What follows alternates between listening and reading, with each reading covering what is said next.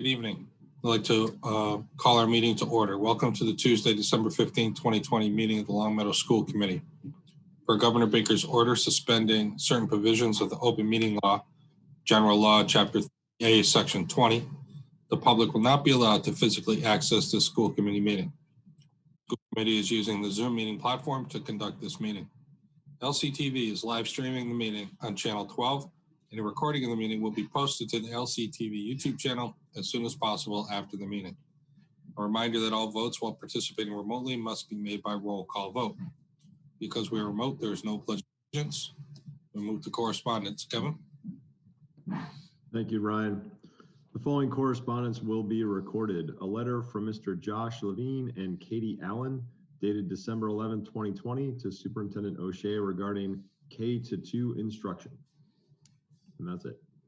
Thank you. We also have the next agenda item is possible approval of minutes. I move that the school committee approve the minutes for the November 24th, 2020 school committee meeting as presented. Is there a second? Second. Is there any discussion on the minutes? Gianna? Thanks, Ryan. Bottom of page 6, it says like school committee approved twice. I don't have it in front of me. Can you give me a second?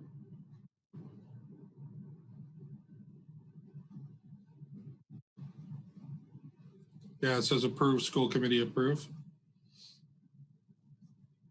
It actually says school committee and approve both twice. Diane, can we get that? You see that one? Bottom of page 6 on the LED lighting section. Second paragraph.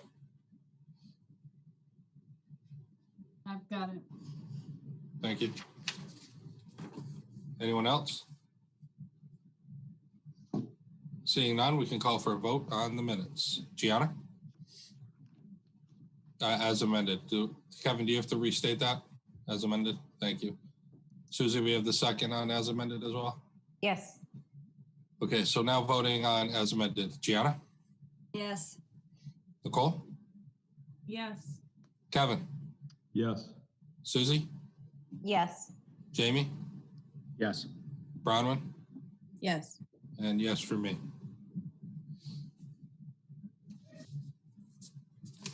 Second possible motion?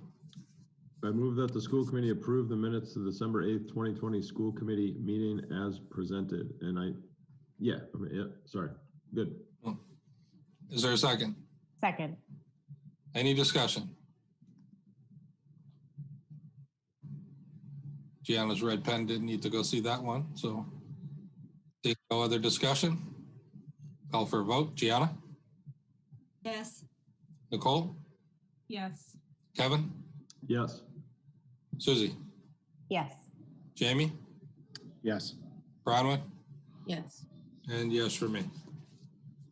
Next up, we have visitor comments. If we have any visitors interested in speaking with us tonight, as always, when we're remote, please make yourself known, unmute yourself and state your name so that we can call on you to speak.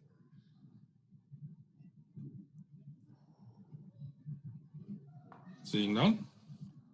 The next item is school committee announcements and recognitions. Committee members, any announcements or recognitions? Gianna. Thank you, Ryan. I just wanted to thank and congratulate all of the students, families, and staff who participated in the food drive at the high school last weekend, and just remind people that there is another food drive at the high school this Saturday, the 19th, from 10 to 12. It was awesome. They collected so much food. And then also wanted to just congratulate the Williams students and families. They're crushing it over there. They had their student councils up and running, helping Rachel's Table in the Gray House. Their newspaper had its first issue out, and they've got some great virtual after-school clubs, the drama club, the book club, and others up and running. So great job to them. That's great stuff. Thank you. Anyone else? Okay. None. We'll move on to our business with guests. And the first thing up, Marty, is for grade 3 to 5. Thank you so much. So we have a few key issues to talk with you tonight. And so we have a few guests with us. And one of the items on this portion of your agenda relates to some forward planning that we're doing for students in grades 3 through 5.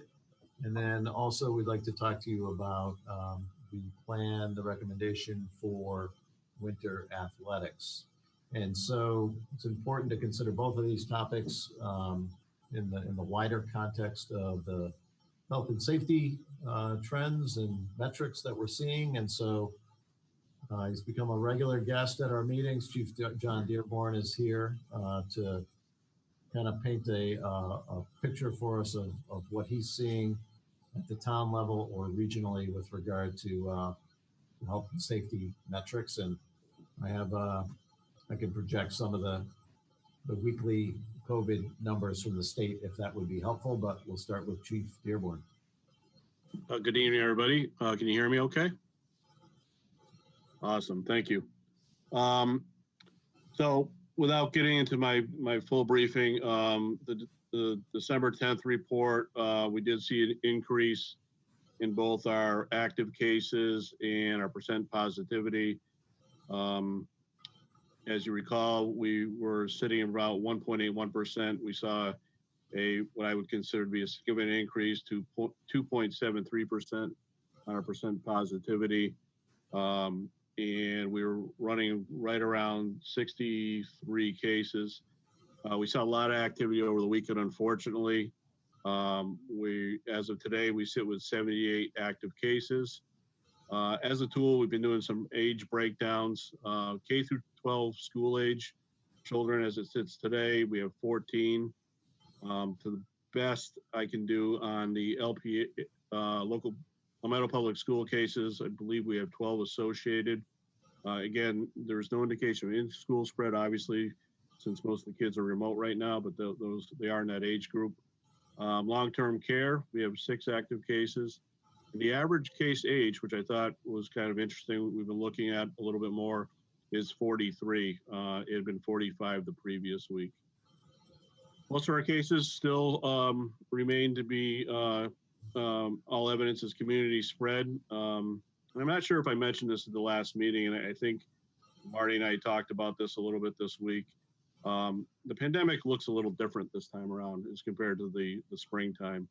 In springtime, as you may recall, we had dozens of cases in long-term care facilities, our nursing home, elderly housing, things like that. This time, we actually are seeing true community spread. Most of our cases are single-family households. We are seeing a little bit in congregate housing, and those numbers are unfortunately growing. But certainly, it is, by all definition, community spread. I actually just checked the definition to make sure I was characterizing that correctly, and I am, or I believe I am. So I will just reemphasize all the warnings that in what we believe is the causation. It's really, the gathering numbers. This may be the tail end of a surge from Thanksgiving, although every day is a new learning experience in the COVID environment. Limit gatherings, really with the holidays coming up, I can't emphasize the message with the ongoing holidays and the holidays coming up. Please limit your gatherings to your direct family members. If you are going to celebrate in a group, please, social distance. If you listen to the governor today, he made some recommendations about opening windows, wearing masks, spraying the family out throughout the house. But really, the more you can limit gatherings, the better off you're going to be. We really want to and when we had the sports discussions this week, we really want to decrease our numbers of gatherings as much as possible. We also want to keep things into smaller cohorts so that if we do have an outbreak, it's limited, or if we do have some transmission, it's very limited, and then we can trace it accurately without bringing a lot of people into a close contact situation, which can be problematic. With that, I'll take any questions from the board or committee. Anybody have any questions for Chief? Kevin. Thanks, Chief. I wonder if you could just give us a little more detail, if you're able to, on what you know about how people are catching it in Longmeadow. Is it because they're going out to restaurants and eating inside? Is it because they're having dinner at their friend's house? Can you just give us a little more detail as to what people are doing so people can have a better idea of what they should absolutely not be doing? Yeah, Kevin, I appreciate that question. It's really a combination of everything. I think you need to look around. If you're at an event, whether it be out to eat, out to dinner with friends, are you putting yourself in a position where you're with people you're not with every day, and not wearing a mask, and you're in close proximity? This is an incredibly contagious disease. So any of those scenarios, if you're in that close contact, restaurants, households, even close contact outside, they all come with a risk. Masks, and I know there's a lot of stuff out there, but they seem to be effective. Masks, distancing, and hygiene are really key components to fighting this thing. So. Thank you. Anyone else with a question? Susie? I just wondered, Marty, you mentioned you could put the numbers up. I think that would be helpful for the community to see, just for the purposes of kind of knowing where we are at today. I know Chief went over them, but just to see what it is we're dealing with. Thank you. And this was from the December 10th state release of data. And Chief, I think what was interesting is you said that you had about how many active cases today in Longmeadow, was it? 78, Marty. 78. So that number feels like it's been trending upward at a kind of climbing, a steeper climb in the last few days for you. Yes, absolutely. And again, looking, you mentioned earlier in the regional data, I do take a kind of a deep dive into that every week. I hate to use the word outperforming, but we are still doing better than other communities. But my concern, and really my focus is Longmeadow. I want our numbers to drop. So if we get that messaging out that we really need to take this seriously. And again, this is a different pandemic this time.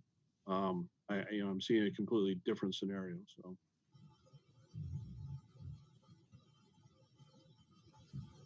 Thank you. Anyone else with a question? You have to unmute yourself because I can't see the entire screen when we have the numbers up. Yeah, Ryan, this is Kevin again. Go ahead, Kevin. If you don't mind. Yep. So Marty and Chief, just looking at these numbers, since Hampden County's at 59, that clearly is red. If the state at 50 is red, does that mean all of the communities around us are red? No. East Longmeadow dropped out this week. I'm kind of going off the top of my head, Kevin, here a little bit. It doesn't take much to fluctuate on and off. Some communities had a slight improvement this past week. We increased, but they're all borderline. I'll have to see how we do in the next couple of days here, or early tomorrow, where we're going to stay. I believe we'll stay yellow, but we're going to be climbing to that threshold of red. Because just one more follow-up. What is the threshold for yellow to red? So it's our percent positivity is probably the biggest one. It's the 5% number, and then it's actually a combination of all the other numbers. It's a formula, but the percent positivity is the big one. So.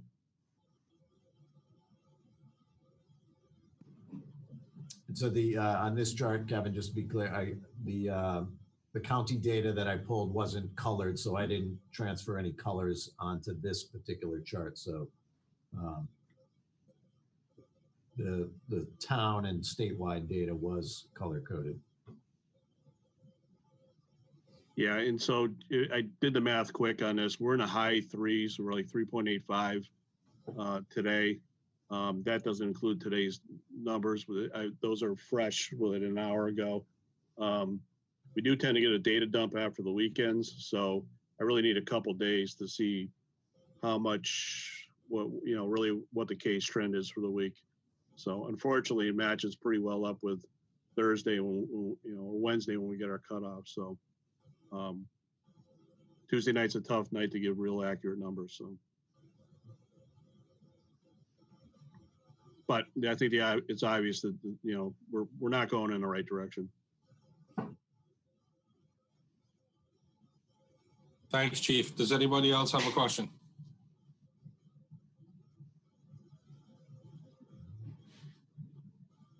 All right, I don't hear any. Marty?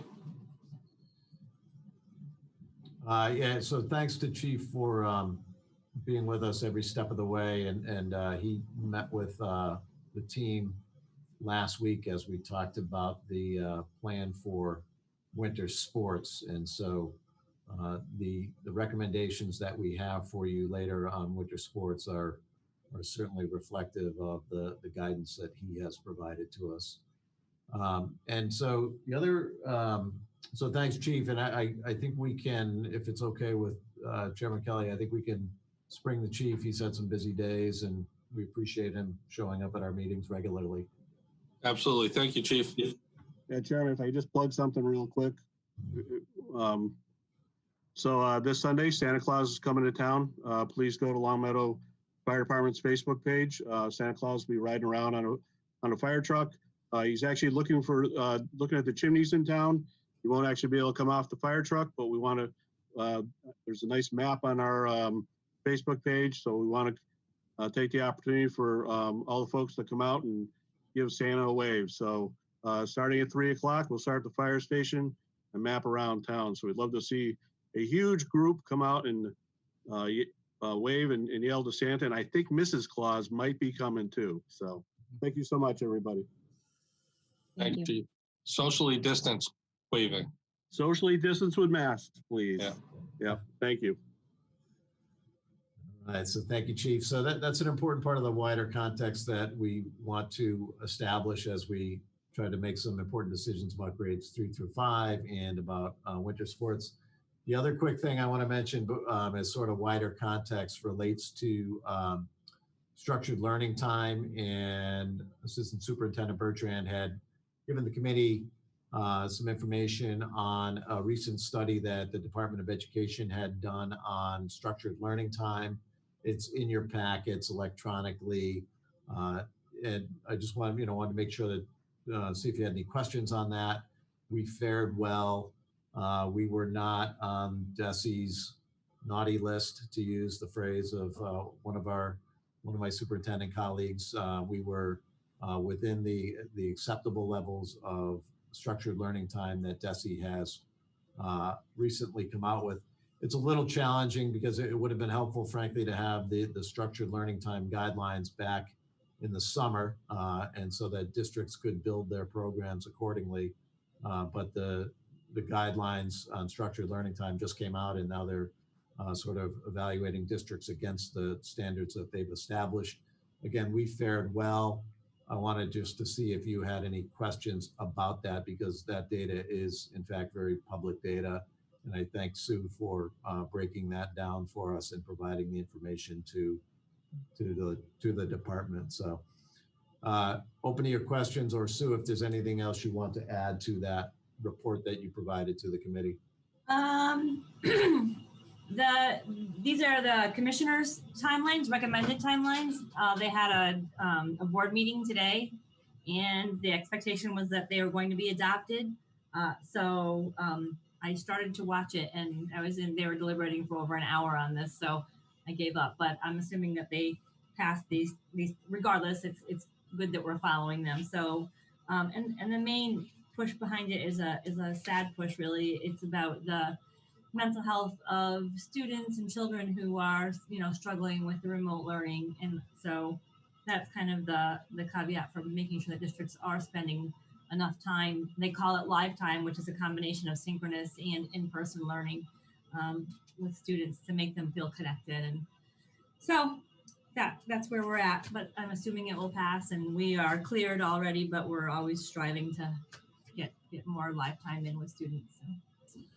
And that's really part of the impetus behind the 3 through 5 presentation that we'll transition to shortly is really our interest in providing more live time instruction for all students. So questions at all from the committee on that report, and if it's something that you want some more information on, we could always bring it back to a future meeting.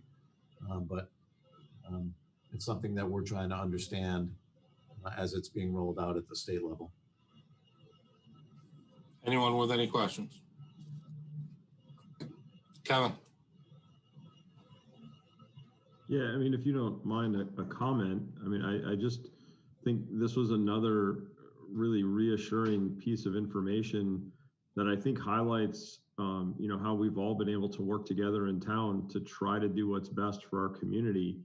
And I don't know, I felt really good reading the report that we got and looking at the numbers. And I think, you know, it goes to the collaborative spirit that we've had in town of working with families, with kids, with teachers, with administrators, and really trying to come to the best decision for our town. So I don't know, I thought it was really reassuring of all the hard work everyone's been doing, you know, that we're doing what we should for our community and for our kids. Well said, Kevin. And it's also important to point out doing so without the guidelines beforehand.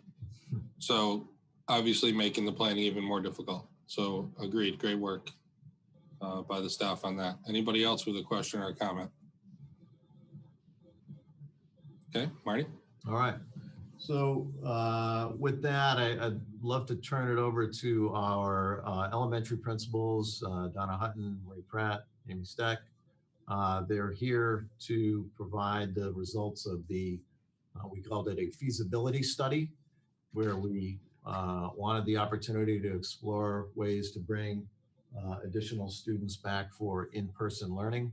And the three big factors, there's many factors that we had to consider. It's an incredibly complex task, but one related to staffing, one related to space, and then also the budget implications. So we're prepared to update you on those, on the results of that feasibility study, and give you some feedback on where we are with the opportunity to bring back 3 through 5 students for in-person learning. We're excited to report to you tonight. So I'll share the screen and turn it over to our respected principals. All right. 1 second.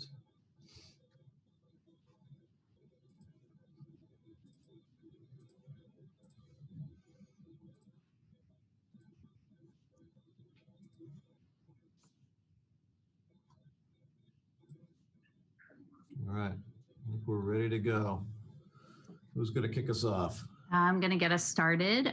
So thank you for welcoming us back this week. And we want to begin with our goals, just to review the goals that we shared with you when we presented the plan for kindergarten, first and second. That would be the next slide, Marty. So we're going to continue to strive to prioritize and increase in-person learning for all our students at the elementary level. I'll let you just take a peek at those goals, and I'll start by saying we want to be fully transparent with you and say that we put forth this plan with cautious optimism. We're working to ensure that each component of the plan is in place and that it can be fully realized at 3rd, 4th, and 5th grade levels.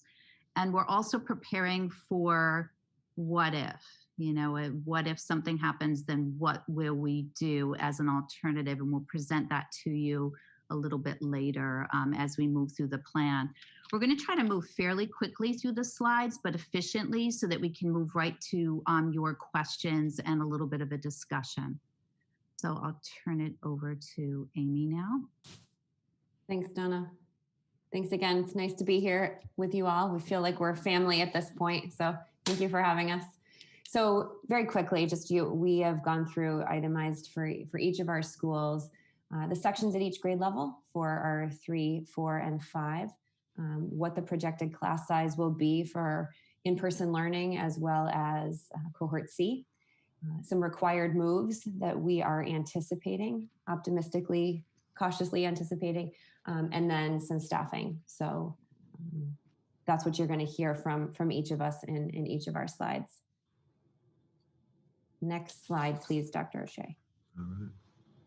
So good evening. So Wolf Swamp is up first. So in this chart, just to give you some information, the first column is total enrollment. So of all the cohorts. So example, at Wolf Swamp, there are 57 third graders. The next section is our current number. The third column is our proposed. So for Wolf Swamp, we all have 3 sections and we're proposing 4 sections. The next column, projected class size, is assuming that it's just our cohort A and B. And so everybody stays in the cohort they're currently in. That would be our class size. And then the next column is assuming all students. So if cohort C, all cohort C students would come in, those would be the class size. Unlike the presentation in my first and second grades, we can accommodate if all cohort C students come back into these 4 sections. That was something that we had to study a little bit in the younger grades, but we can accommodate those numbers. And then the last column is what rooms we would use. So for Wolf Swamp case, for 3rd grade, we would use the music room. For 4th grade, it's looking like the staff dining room, which was a classroom. So it's a classroom space that has been repurposed on many occasions. And then we would probably move the staff dining room to the art room, which has tables already in that are conducive to a lunchroom. And then for the 5th grade, there is a shared special ed room upstairs. And that is a classroom that we would use that. And we have 2 smaller spaces for the special ed teachers to work with their students. And we still have the library that we would probably be using for some small group work. So that's what it looks like for Wolf Swamp. I think just one thing to add, Marie, I think it's important for everyone at home also to understand that we're still maintaining our commitment to 6 feet distancing while we're in the classroom. And so that is a big kind of a non-negotiable for us as a team. And so part of having to add these sections and higher staffing is so that we are able to maintain that level of safety. It might be obvious, but I just wanted to make sure everybody understood that.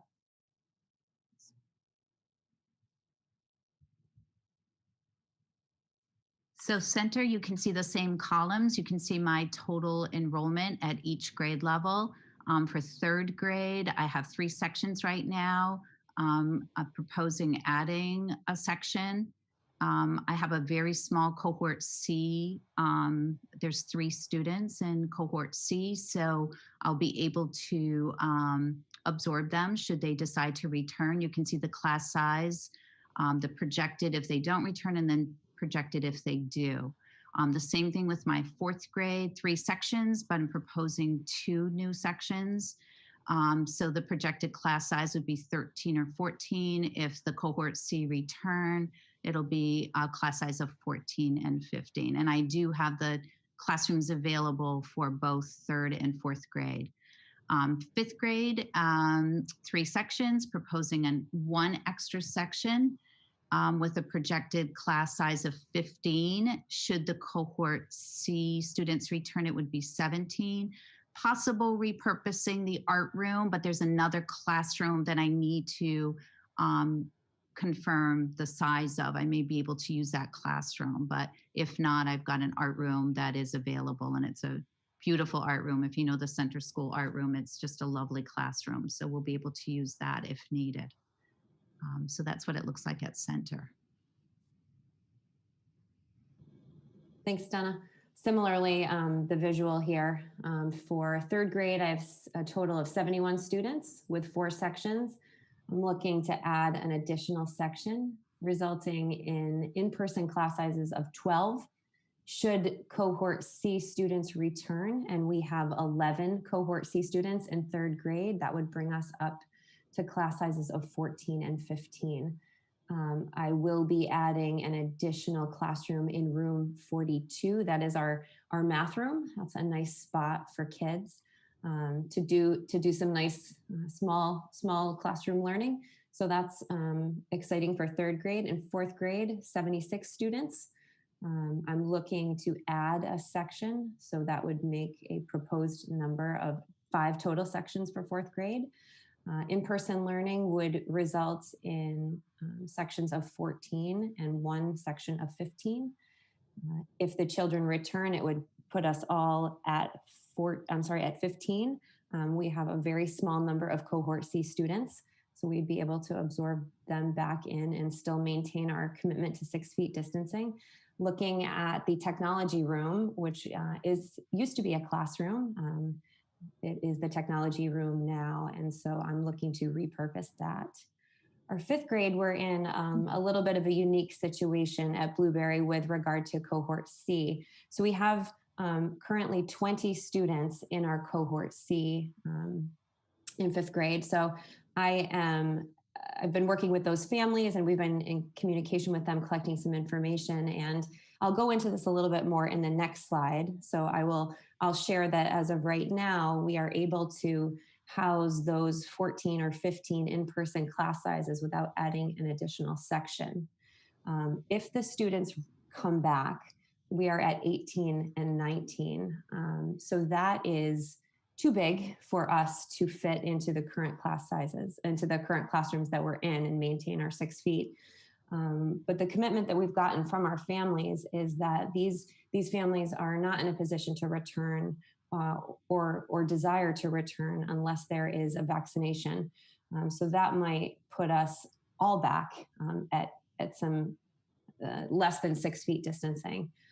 So Marty, if you could just go to the next slide really quickly, just gives a pretty easy visual. So specifically talking with our cohort C families, there's 20 of them. We did hear back from all of them. 17 are committed to remaining in cohort C. We have 3 who will return to in-person learning. So we would create an additional cohort C for Blueberry Hill on its own. So hopefully, I think it was important for us to share with you the numbers for that large group of cohort C students. So that is, in a nutshell, Blueberry Hill and what we're hoping to move forward with.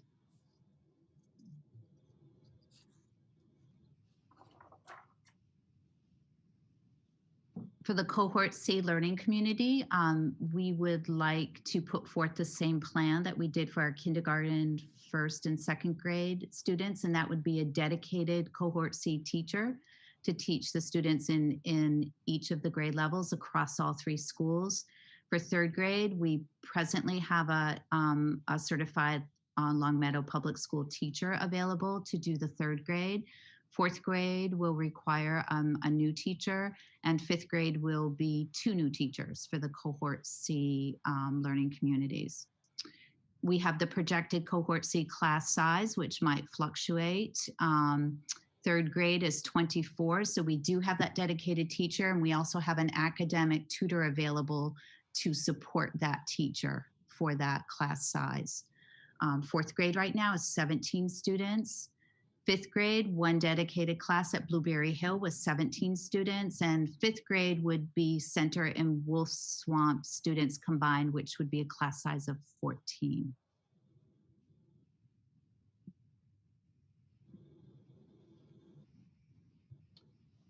So in general terms, to look at, although we're using existing personnel, we do need some new hires.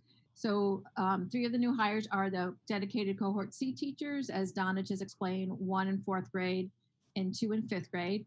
And then we need 3 in-person teachers that would be new hires. 2 of them would be in 3rd grade at 2 different schools, and then 1 5th grade teacher at one of the schools. And to make the spacing, we need some additional storage containers so we can clear out some more furniture to create great spaces for the kids.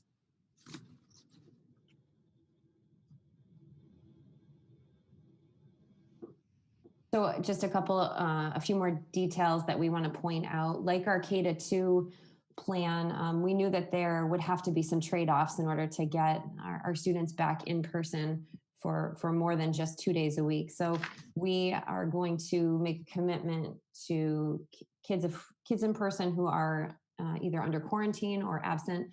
They will go back to kind of our standard form of obtaining work from the teacher. So teachers produce or put together work and leave that outside on the tables for the families to pick up.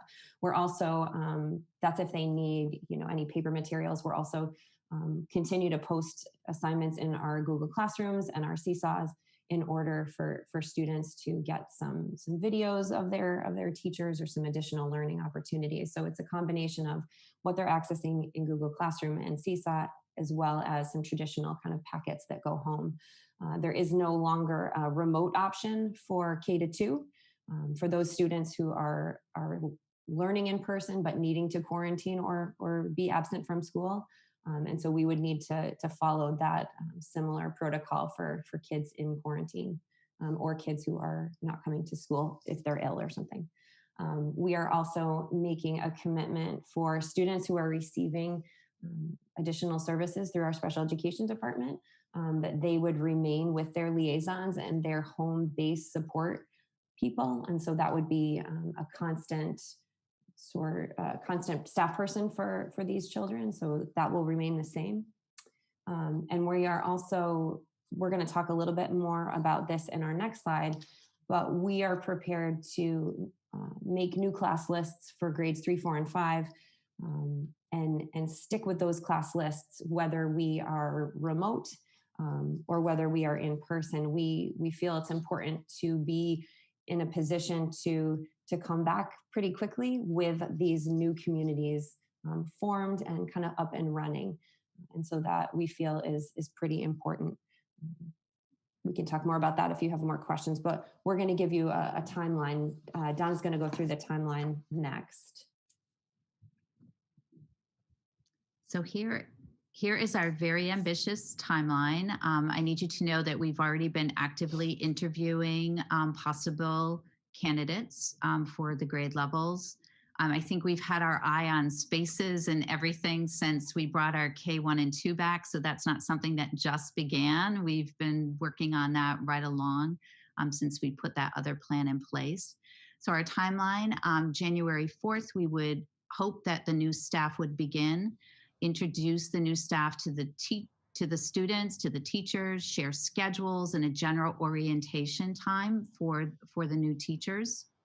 January 7th, we would want to share the class lists with families and with the students.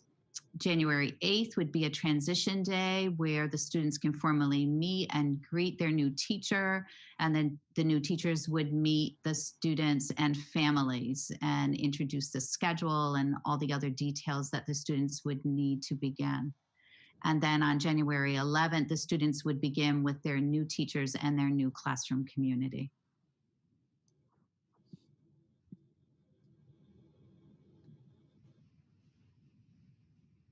So just to share some of our thinking and our intentions for our planning and implementation. So our commitment to keeping our families informed all along this process will remain. So we want to be really transparent and communicate often with our families. We know that this is going to be challenging as well. We experienced that for our K-2 children.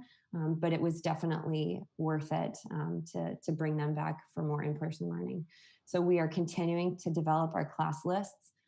That is absolutely with the help of our staff, special educators, general educators, paraprofessionals, support staff are all going through the exercises of developing class lists like we do in the summer, looking at making sure that kids have a soft place to land socially, that they have familiar faces, and it's a pretty balanced group of learners in each classroom.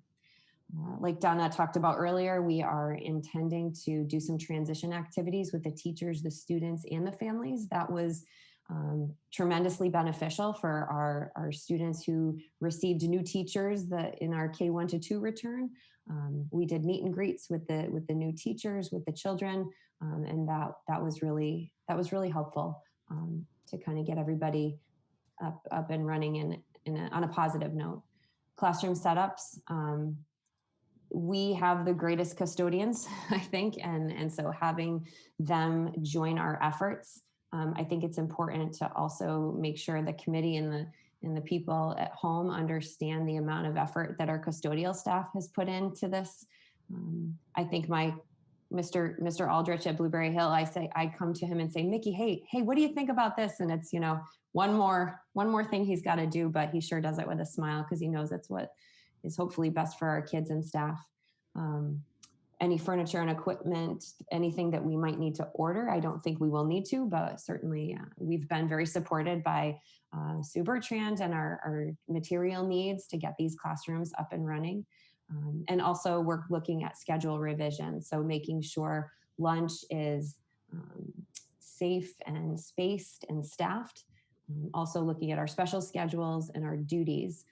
I remember, I think in our last meeting or maybe a meeting before, one of the committee members talked about a possible staggering of dismissal, those kinds of things that we will be talking about. That's kind of on our list of next steps. So just to make sure that we are responsive to the additional students that are coming on campus. So those are some of the things that we are doing now, continue to do, and we'll revise over the next few days and weeks. So the what if. So we are optimistic that and hopeful that we will implement this plan for all grades 3 through 5. But we also want to be prepared in case that can't happen. And so we just want to give you some of our thinking. So our first thought would be we would begin with 3rd grade as the youngest of those 3 grades. And we would look to make sure that we could do the more in person for 3rd grade first. And then again, we would look at 4th grade and then 5th grade if we cannot do the whole plan all at once. We will always want to be looking at solutions to the synchronous challenges that they have at the grade levels. And then we also want to look at the plan. Are there parts of the plan we can implement without implementing the whole plan? So do we look at cohort C? Can we do cohort C teachers and create some great classes for our cohort C students? So if we cannot implement the whole plan, we are also looking at what is feasible and realistic to do to increase the in-person time for our students.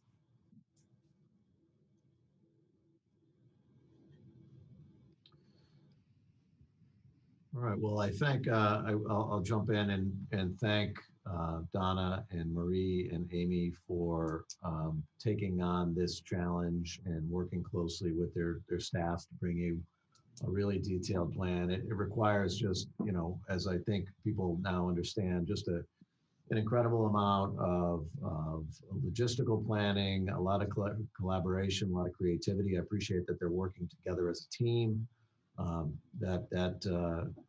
These things can only come forward when they're talking on a regular basis to make this happen. So I thank them for that. The critical consideration here for the committee really, it relates to the resources and investments that would be required to make this happen. This requires the creation of new teaching positions, which obviously has some budget implications. The budget implications of this plan were reviewed by the Finance Subcommittee at a meeting prior to this full school committee meeting. But we certainly would appreciate your questions and take some opportunity to clarify anything that needs clarification, and then ultimately consider whether or not the committee feels that it makes sense to create the additional sections and teaching positions that would make this plan happen. So we're open to your thoughts and questions and anything else that might be helpful to you. Thank you. Marty, can you unshare the screen so I can see everybody? Yep. Fantastic. Thank you very much. Nicole? Thank you. I wanted to say thank you first off to all of our principals for the time and energy that I know you have been putting into this and trying to figure out details and ways to bring back more of our students as soon as possible. I have a few small questions, but on the topic of interviews and teachers, I'm curious if you guys can speak to the teachers that you are looking at as far as cohort C possible teachers. Are those teachers interviewing for remote only positions? And what would that look like if more students begin returning in the spring? Is there kind of a tipping point where those classrooms would re-blend back in? Would they continue being remote even if there were only a small number of children still in them? Would those teachers return to the building when you're looking at those larger numbers as students return? Is that with those teachers coming back into the building, or are they still staying remote? I could answer that. The first part of the question is that, yes, we had teachers that did interview just for the remote positions, and they were posted that way. So we posted for in-person teachers and then remote teachers. And interesting, sometimes they've crossed over, even though they applied for one, they might be interested in another position. So we do have some really solid candidates in each category. As far as absorbing the students, you know, should cohort C come back, I know that at Wolf Swamp and Center we can. I think Amy talked a bit about her 5th grade and what that might look like. I guess that's all the what ifs again, Nicole. It's like, you know, if we do come back in the spring, is it with a different distance? Is it because the vaccinations are, I mean, there's just a whole lot of things that we don't know right now, right? It's that uncertainty again of this pandemic and this life we're living, right? So I don't know that we can answer that, you know, definitively about I don't know if Amy and Marie want to take that on, or Marty, you know, I guess it's dependent on so many factors there. I'll take a shot to supplement it, and you know, obviously the principals know the unique situations at each grade level at each of their schools, and I credit them for really trying to understand the intentions of families to do that forward planning.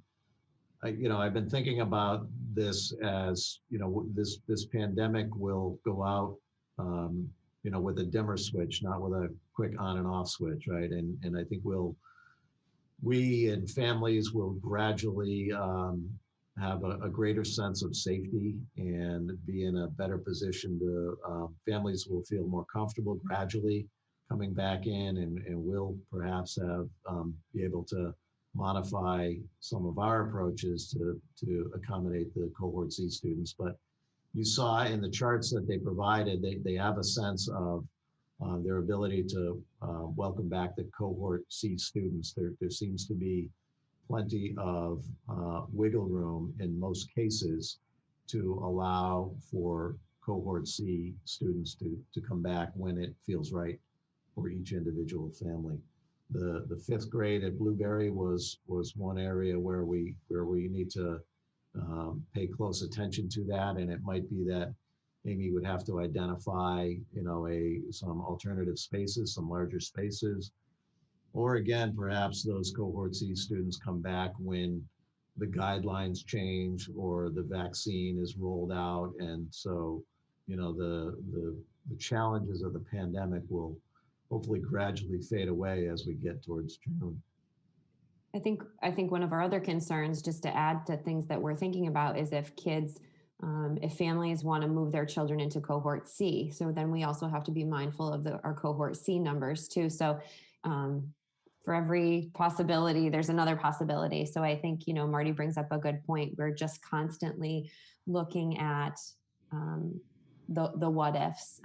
But to get us started, I think we're in a pretty good, I'm very confident that we're in a position to start this plan, maintaining the class sizes and knowing that the intention of the families in cohort C are pretty set for the majority of the school year.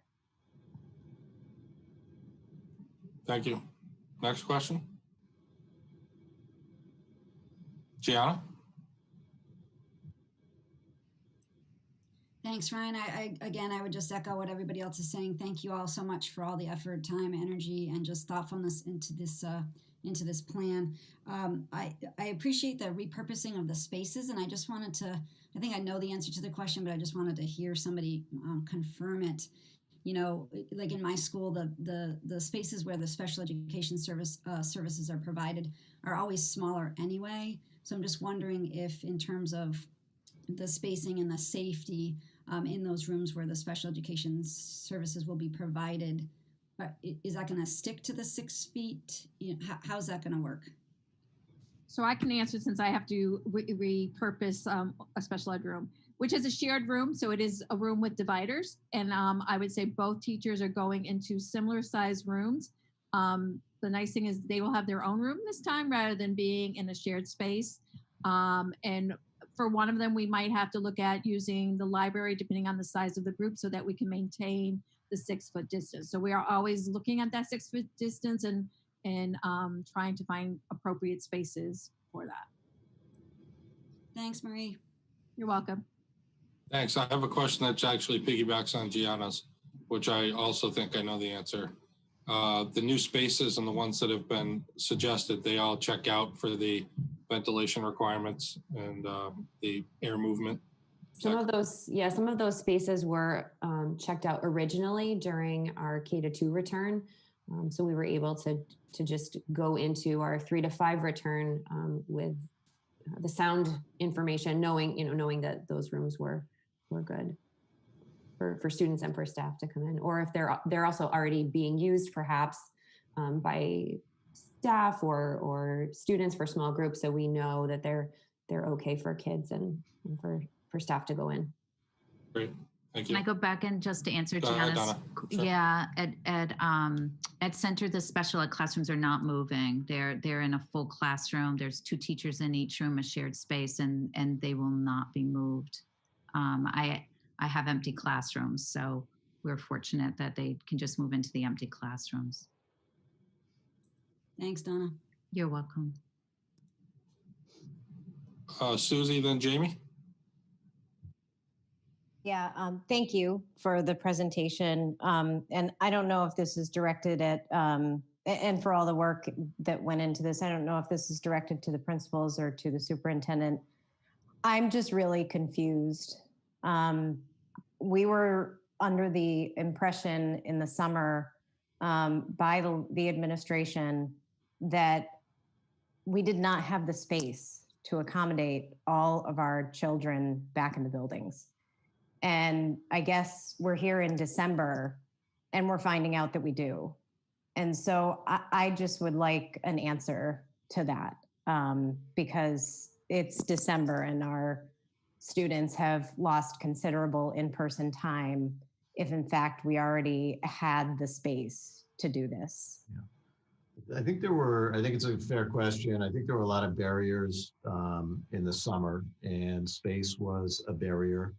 I think the plan that we rolled out for K2 and for 3-5, I don't think that could have been sustained over the course of the year, given the budget implications. I mean, we're making potentially a significant investment midway through the year to pull this off, and it wouldn't have been possible to do this on a K-5 level budget-wise to add the additional section. So I think there was no one single barrier that made it difficult in the summer. I think there were many barriers. In the summertime and in September even, we didn't understand what the cohort C numbers would look like. That has stabilized. We have a better sense of that. We weren't quite sure what our staffing levels would be. I think we thought that there might be more folks out on disability leaves related to underlying conditions that would prevent them from working.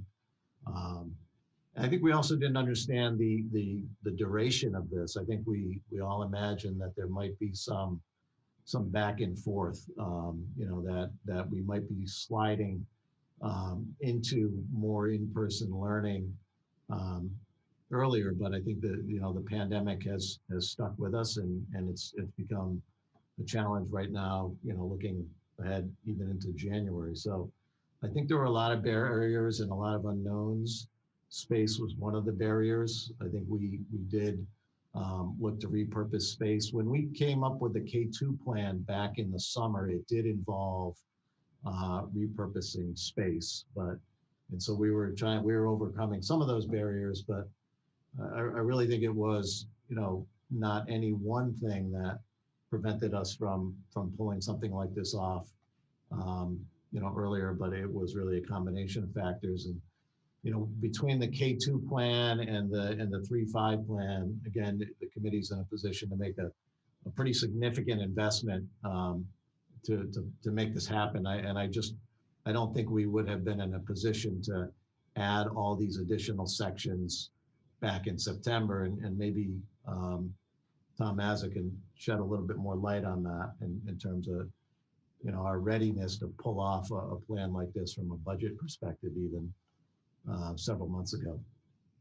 So I hope that's helpful, Gianna. I think, or I'm sorry, Susie, but I think it really was that there was just a whole bunch of factors that made this a challenge earlier in the year, and I think we're in a better position now to overcome some of those barriers. I think that was a good question, Susie. Tom, can you address what Marty? Yeah, I wanted to, yeah. Yeah, good evening, everyone. I think based on the proposal you have tonight, the 6 instructional positions that the principal are proposing, there's some incremental increases that are also needed for some special subject teachers for the elementary. So another 0.5 that are spread out amongst a number of positions. And then also adding a custodian that would be available to assist to ensure that cleaning is happening. We moved our second shift custodians to an earlier shift to help with cleaning the cafeteria table. So the total increase is about 7.5 FTEs that currently don't exist, or positions that are not in the budget. And it would be about 60% of the year. So we're talking about $240,000 for these proposed positions. It's an estimate. Again, I think I mentioned back when we were talking about the K2 proposal, some of that will be dependent upon the people that are hired into the teaching positions and where they fall in the salary schedule. I made an assumption as to where they might fall, but the final number will be dependent upon where they actually, the salary comes in at. So looking at that, and if we were to take the cost for this plan plus the K2, we're probably somewhere up in the $650,000 to $750,000 for the full year to have implemented this back in August or September. And it might have been difficult to know for sure we would have those funds available at that time. Based on the projection we did earlier in October, cautiously confident that we'll have the funds to cover the proposed increase for these positions for this year.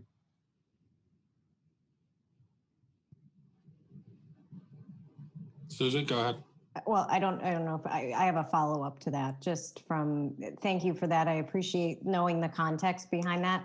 I guess what I'm more concerned about is that absolutely I understand the need to be thoughtful about the budget, but I don't remember us ever being asked as a school committee. I don't remember the request ever coming forward to add staff during those deliberations in the summer. So, if that was a consideration, I don't recall it happening. I could go back into minutes and take a look, but I don't think it was ever brought to the school committee to consider adding more staff. So no, the request was not made back in the late summer or early part of the year. Again, we're with this proposal. Tom, you said how many total FTEs with this proposal? With this proposal, it's 7.5. And then with the K2, we added how many additional positions there? Was it? I believe it was like another 4 or so.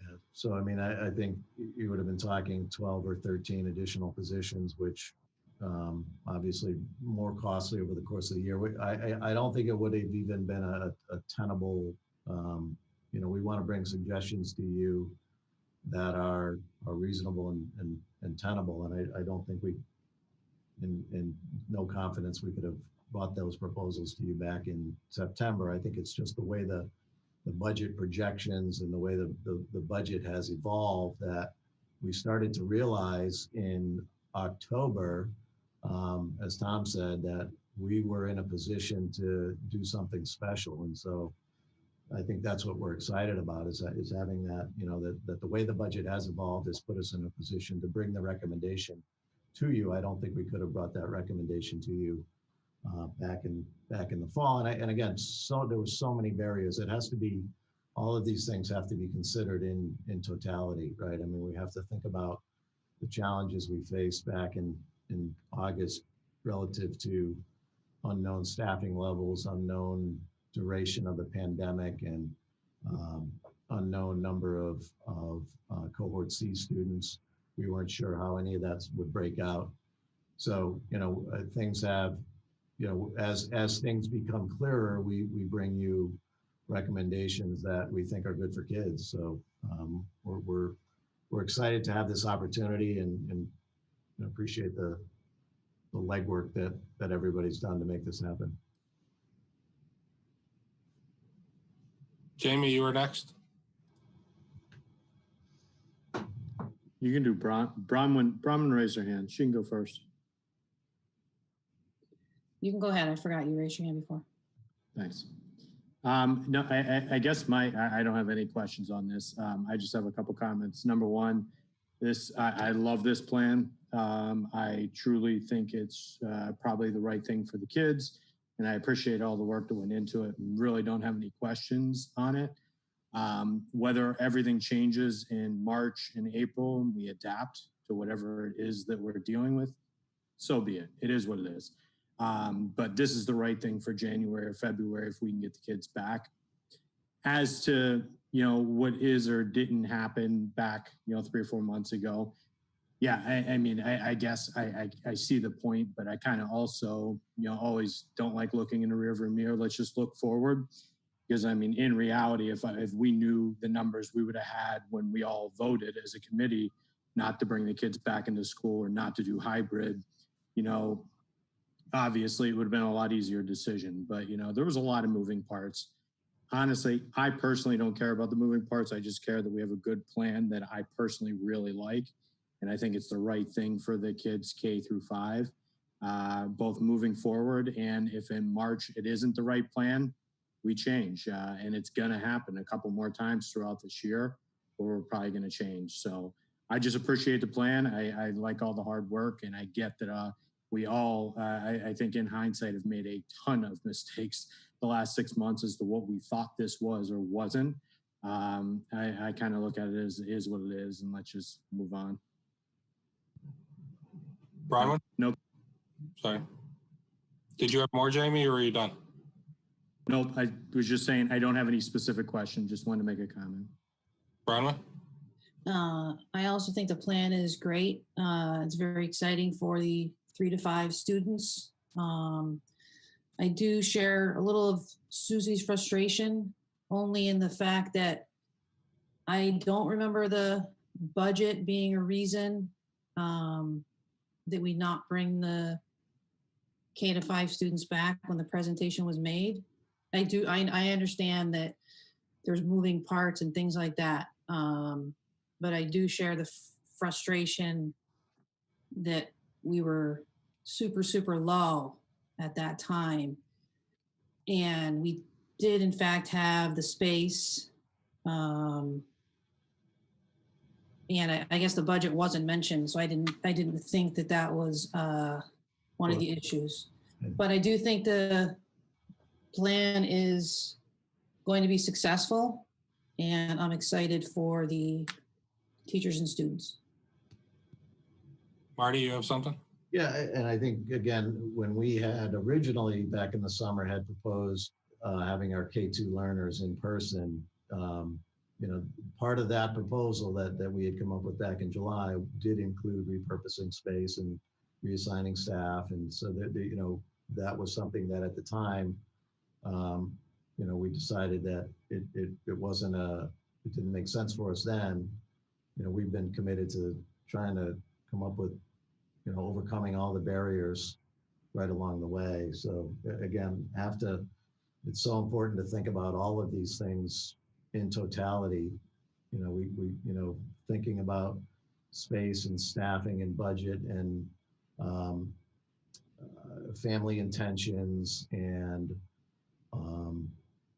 guidelines, available federal grant money. I mean, there's so many factors that go into coming up with the plans to bring back students for in-person learning. I think, you know, had we, well, I'll leave it there. Nicole? I just wanted to say, to start off, there's so much that I like about this plan, and that I really appreciate the willingness that this whole group has shown over the last several months to constantly be reassessing and reevaluating what's working, what's not working, what can we do better. This is a year, like you said, Ms. Hutton, it just really is. It's the year of trying to make things work from 1 minute to the next. And I appreciate that everybody has been so willing to constantly be reassessing these questions. I think the only concern that I really have with this plan, because I really do love the idea of getting 3 to 5 group back in more when possible. The piece that is trickiest for me is the cohort C question, because of where we are. So when we talked about this with our K through 2 students, it was so much earlier in the year that those shifts seemed less disruptive, perhaps. I want to preface this by saying I have no concerns at all that everyone that you're bringing on board and everyone who would be involved in this would be nothing less than excellent and warm and nurturing and flexible and making children feel welcome and making this work to the best of their abilities. I have every confidence that you will find amazing people. My concern is that for some of our students who are cohort C, we are so close to seeing family members who might be at risk be able to be vaccinated. And that shift in January after several months might then be followed by another shift 2 or 3 months down the line in March or in April. And it feels, I'm concerned that it's a lot of shifting. And I'm just wondering if you guys can speak at all to the question of, I understand with K through 2, and I've never been a kindergarten teacher, but I've had small children. And the idea of trying to manage a lot of kindergartners in front of me and a lot of kindergartners remotely just seems extremely overwhelming. And I'm super glad we were able to break that apart and make that workable. That's a different story with 3 through 5. And so I'm wondering if there's been any thought, or if you guys can speak at all to our families about the question, I guess, of keeping those cohort C kids with the other students, and knowing that, like, if you have a group of 14 students, including your cohort C students, maybe 3 of them are home now and might begin to slowly return as we get further into the spring, providing a little bit less disruption there. I'm just wondering, I guess, if you guys can speak a little bit more about the cohort C, because that's the part that I'm most concerned about right now. I think otherwise the plan looks excellent, and I really appreciate everything you've put into it. Not that that part's not excellent too, it's just a concern.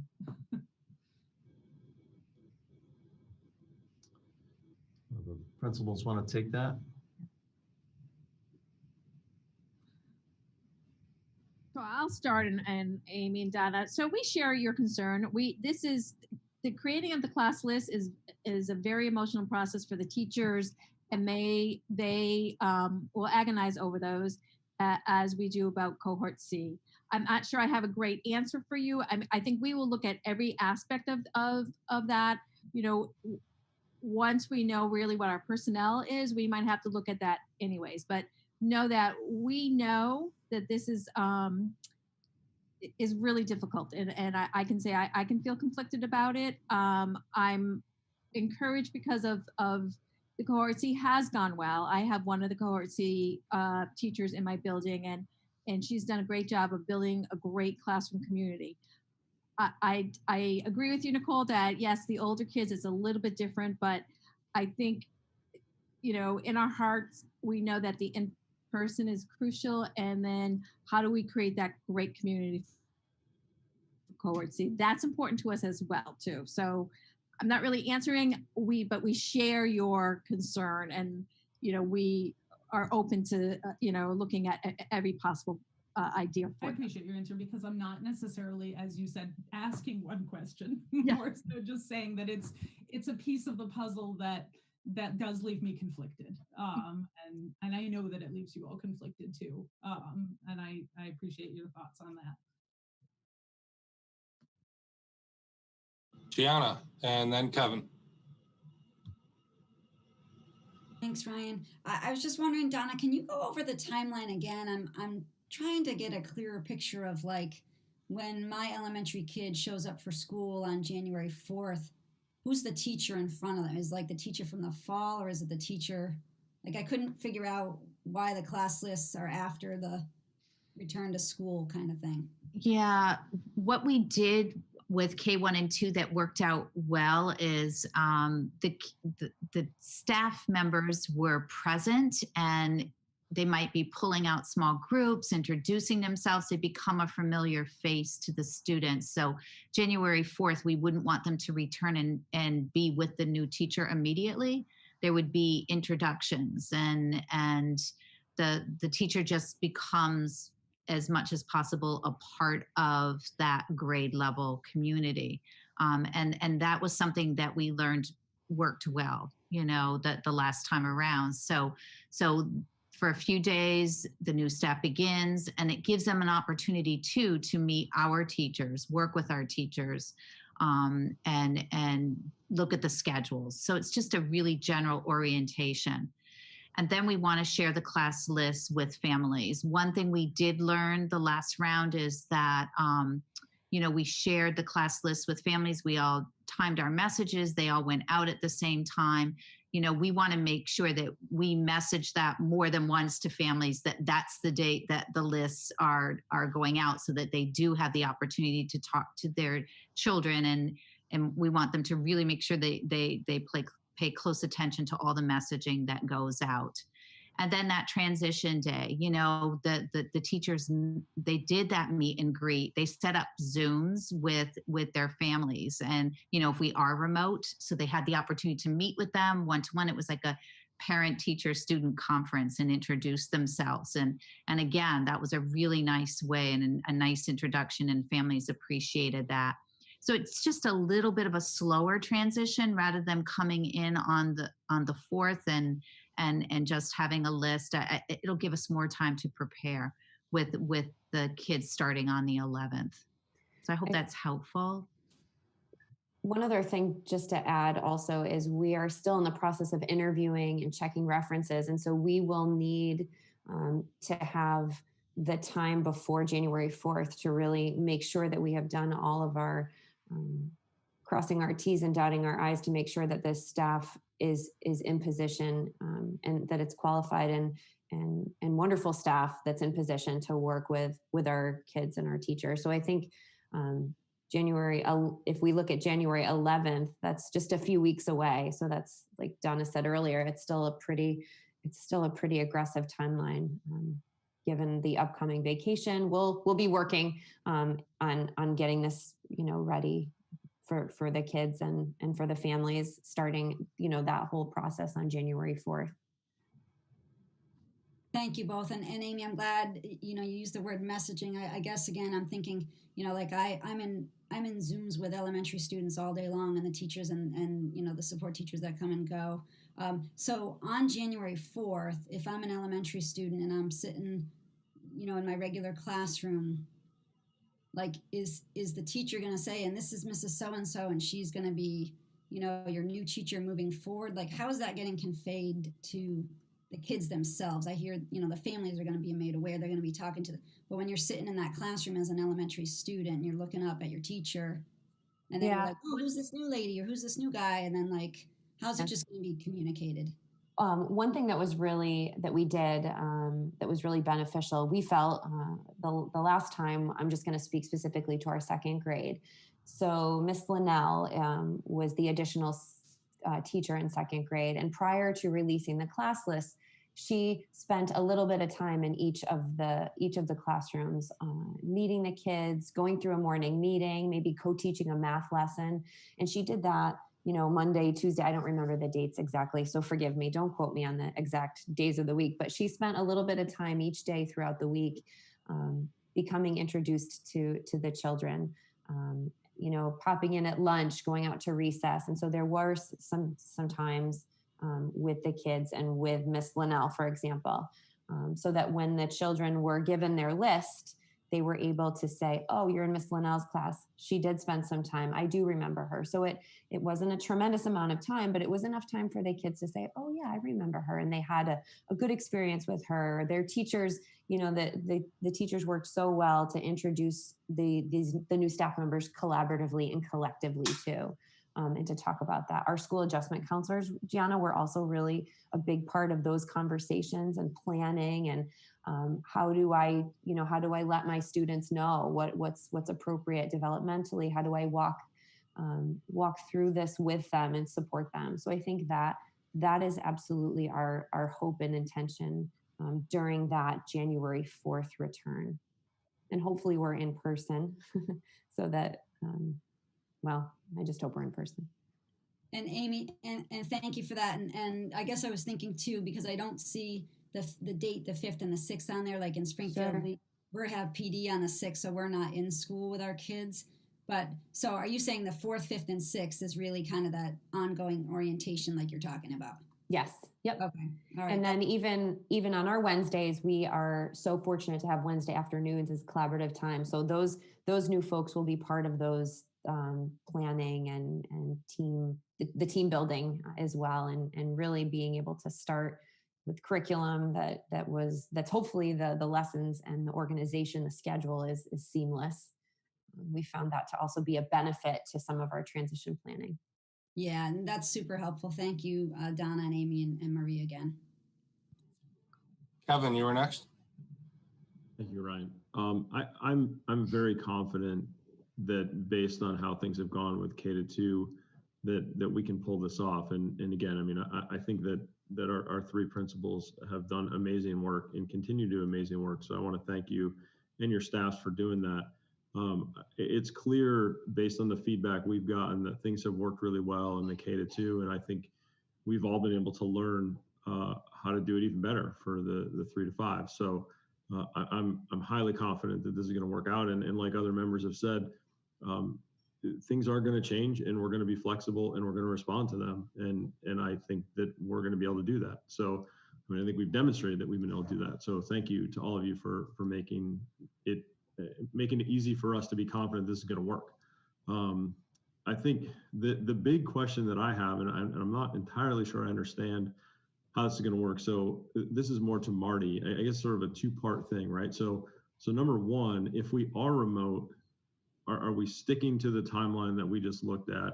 And then number two, sort of the bigger question is what is the process by which we figure out whether we are going to have to be remote in January? I think we're all really disappointed by the numbers that the chief showed us, which continue to rise. And I think if we're being realistic, I don't think those numbers are going down. And I think people are going to get together over Christmas, unfortunately. And I think we're going to be in a really bad spot. It's not going to get better.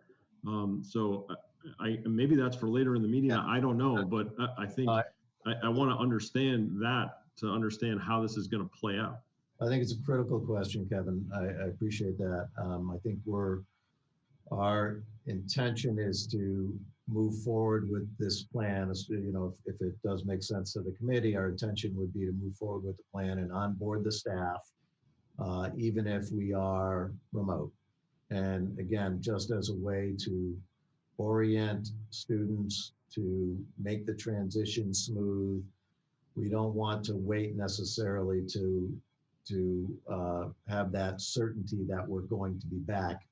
And then in answer to your question, you know, how will we make that decision? I think it's the same way we've been making the decision right along, which is looking at the trends, looking at the positivity rates, looking at the community transmission, talking to town health officials, being in touch with the school committee, getting guidance from the committee on that. That's how we'll make that decision. I think we'll need to see how the next few weeks go. Maybe that Thanksgiving increase that the post-Thanksgiving increase that we saw will start to subside. But today I think the the number of active cases in town today, was as high as we've seen. And it seems to be climbing. So I'm hoping that we see a reversal of some of these trends, but it really is, I'm proud that we don't have a sort of set threshold, a single number that determines whether we're in or not. I think we look at it holistically. We look at it, we apply common sense, we disaggregate the numbers, we pull it apart to see if it's safe to come in. So that's how we'll make the decision to determine if it's safe to return on January 4th. And a lot of it too relates to, we're going to be watching the staff quarantining levels between now and January 4th as well. That was really that was a big part of the, as everybody knows, that was a big part of the reasoning when we realized we had to go remote, was just the number of staff that were subject to quarantines. And so much of that is out of our control. I mean, we need adults to run the buildings and to safely educate kids. So that's another thing that we're going to have to watch between now and the end of December. Tough decision, no doubt. And so, Marty, just following up on that, I mean, I appreciate what you said, and I agree that that's consistent with how things have been going for the whole year. If our parents are listening to this, I mean, kind of what I heard you say is what you've been saying for the past month or two, which is everybody needs to be ready to pivot on very little notice. So I think what I heard you say is, we're hoping to go back in person on the 4th. It's entirely possible that you send us an email on the 2nd that says, we can't do this. Yeah. We got to take another week remote because the numbers aren't looking good. Again, I just want to make sure the parents are prepared for what is coming so that nobody's blindsided by something changing a day before they think that they're sending their kids back to school. I want to give as much advance notice as I can confidently give, and so, but as we know, that, even with advance notice, something can change in the course of a day that makes it difficult to open a single classroom or a single school or the entire district.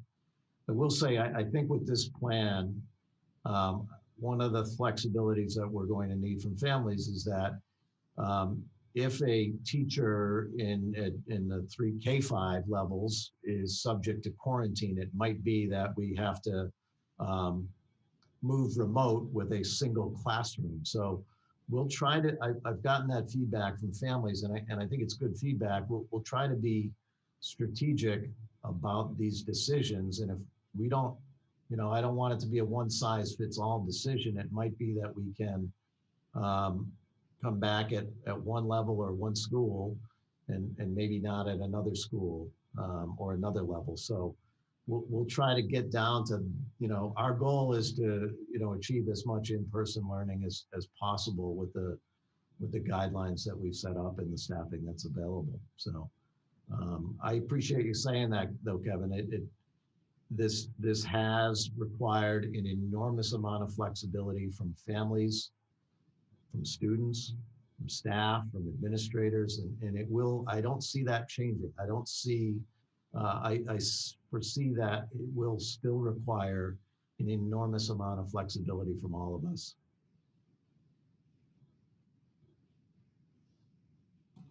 Jamie, and then Susie.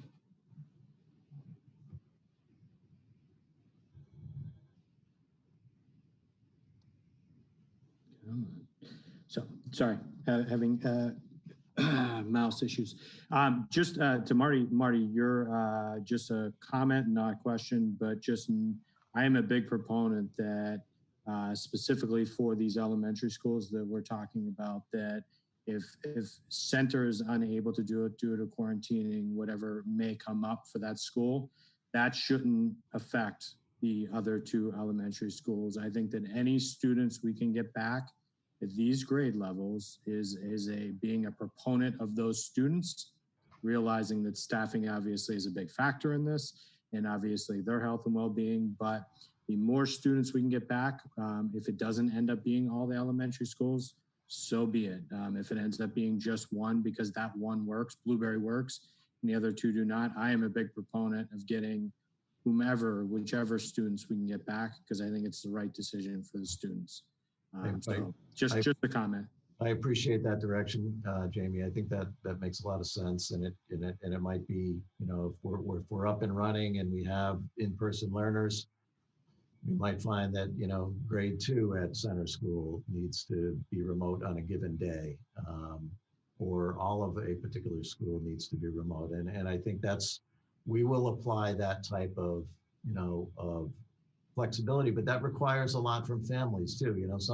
Some families we've heard from will say, that the yo-yoing effect is difficult to deal with not knowing. And so some families will say, just, tell us what it's going to be and make that decision don't have my second grade classroom, in for 4 days and then out on the 5th day, because that's a challenge for families dealing with, childcare and supervision. But I agree, Jamie. I think you're making a good point. I think that's our goal, Susie was next. Yes, and despite my earlier comments, I am grateful for the plan that you brought forward, certainly, and I think it's a good plan and it should go forward.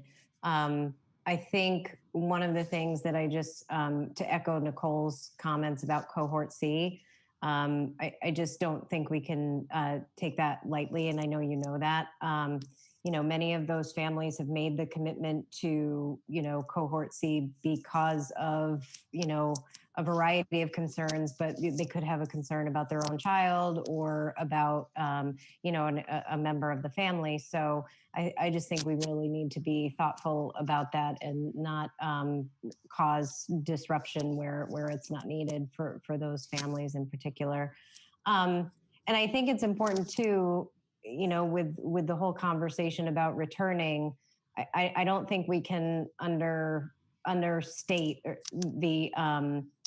I think we should overstate actually the fact that there's been no evidence of school-based spread. And so any of the quarantining on behalf of staff has not happened because of school-based spread. So I think as a community in total, we have to continually remind everyone in our community that staying home, staying safe, and wearing masks are the primary way to fight this and stay safe so that so that our students can return to school.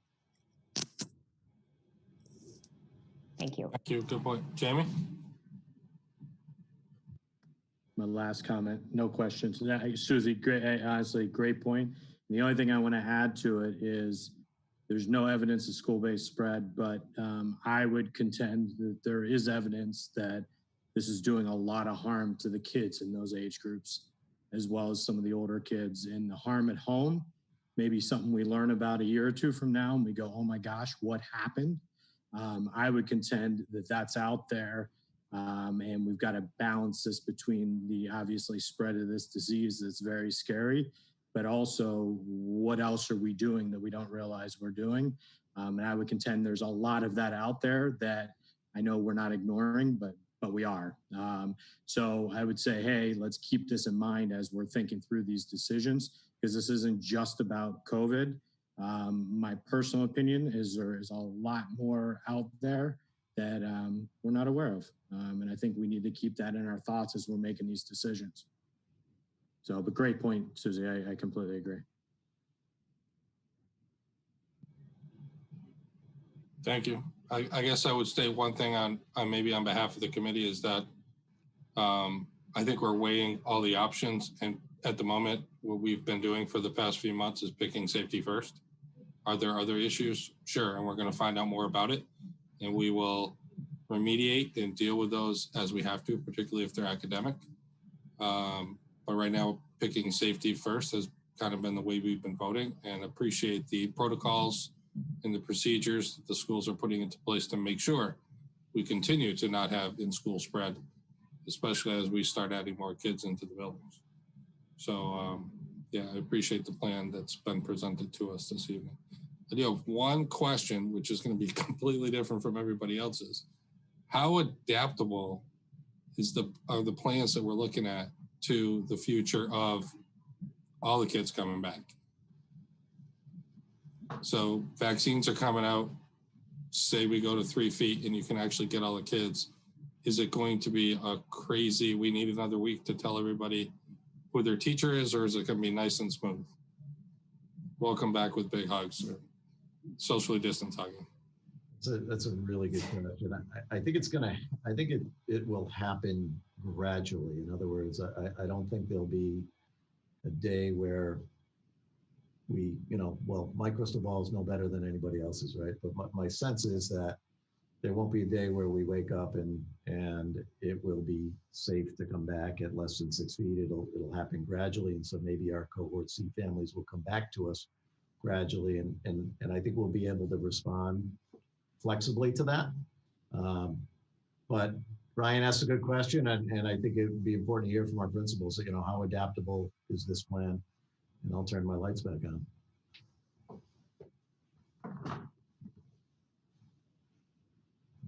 I think we would be willing to adapt to anything that is a little bit more freeing for us or less restrictive. I think we would move forward with keeping classroom communities intact. We would have more collaboration time, perhaps bringing cohort C teacher, on campus if at all possible. I think we would want to be creative and flexible. I think we've our staff and my colleagues have showed that we're willing to do that.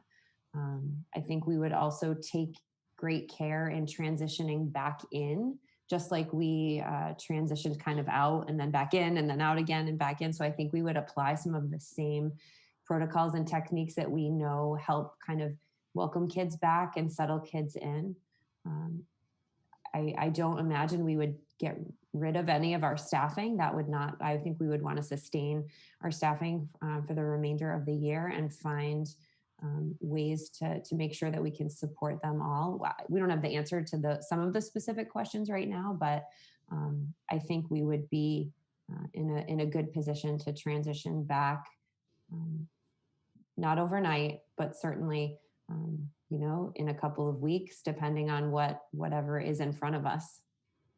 I think we also want to make sure that families who are currently in cohort C, who have shared with us that they're going to remain in cohort C no matter what, that they are, very well taken care of as well. So hopefully we'll have some notice depending on our return, if we can return with less than 6 feet distancing, or we can return with vaccines. I think some of that we just, like Marty said, we don't know, but we sure would be ready to do that hard work tomorrow if we need to.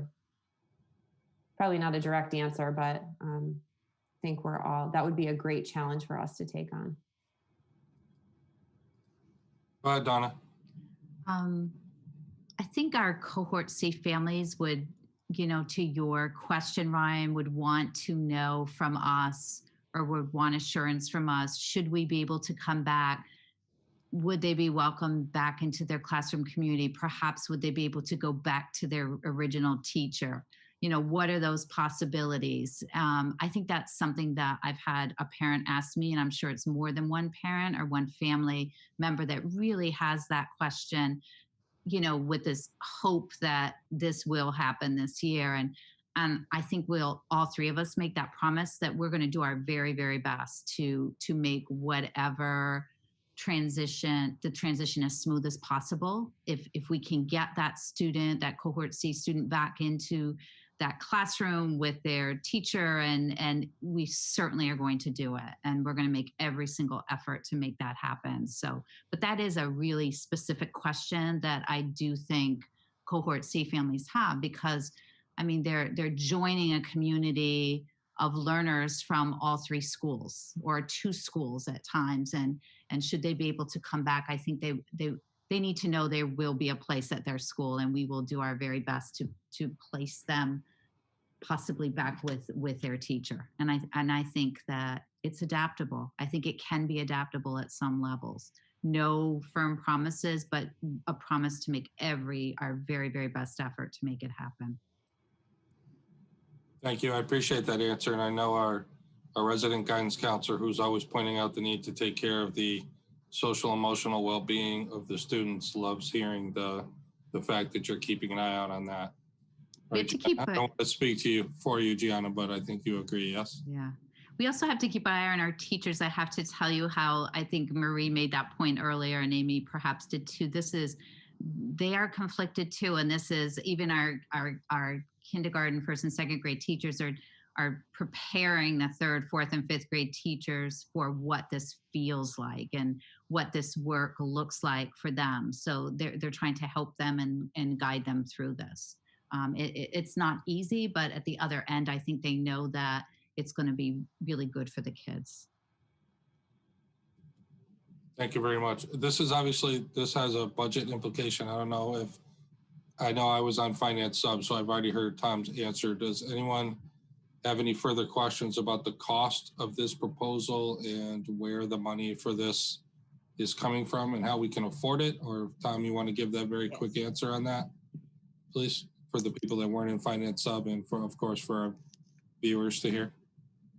Yeah, sure. So again, I estimate that for the 7.5 positions that we would be adding, there'd be an estimated cost of approximately, excuse me, $240,000 for the remainder of the year, which is about 60%. Obviously, again, as I mentioned earlier, it'll depend on where staff are hired on the salary schedule will impact that, the final number. But the funding would come out of the FY21 budget available funds from lines that we will identify once staff are hired and make the necessary transfers. But again, we seem to be trending to have that amount available, more than that amount available to support if the committee so chooses to move forward with this proposal. Thank you very much. Kevin. I'm just curious if the finance subcommittee voted on this motion. They did not vote officially, but I don't know if Jamie would agree that I believe there was consensus in terms of supporting. Yep, there was consensus in support of all three members.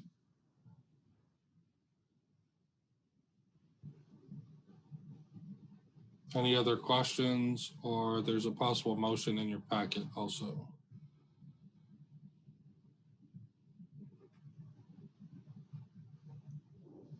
I move that the school committee approve the elementary grades 3 to 5 in-person learning proposal as presented and authorize the use of available appropriations in the FY21 budget for the new positions and FTE increases to current positions associated with the proposal.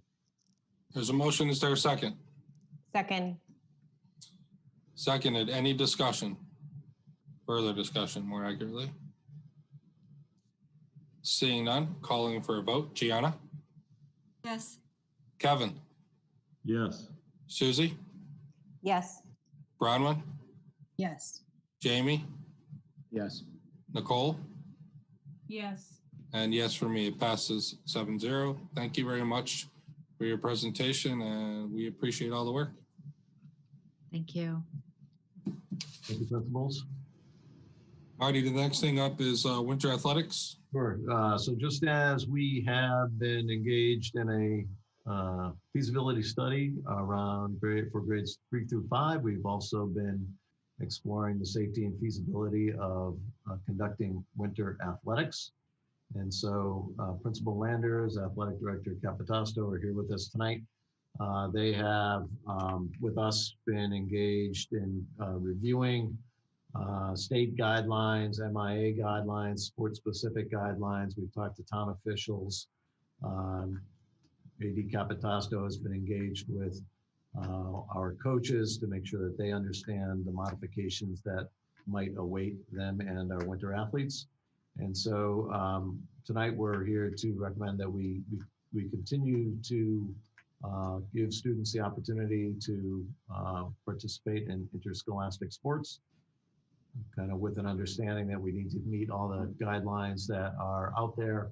And then also some local restrictions that we had identified through our work with Chief Dearborn and other town officials. So I'll turn it over to Principal Landers and Athletic Director Capitasto. Thanks for joining us. Thanks, Marty, and good evening, everybody. I'll do a brief introduction. I'll hand it over to Mr. Capitasto. It's been a busy 3 weeks since we saw you last and we talked about athletics. We have the most updated MIAA and PVIAC information for you tonight. It's not to say that things don't continue to evolve as we're hopefully going to come to a conclusion and a decision tonight. You have other towns that are doing it tonight. You have other towns that are waiting until next week. So things will continue to evolve, probably around who's in what bubble, depending on what towns are going to compete. Like Marty said, we come with a recommendation to move forward with sports with some nuances and updates relative to 3 weeks ago.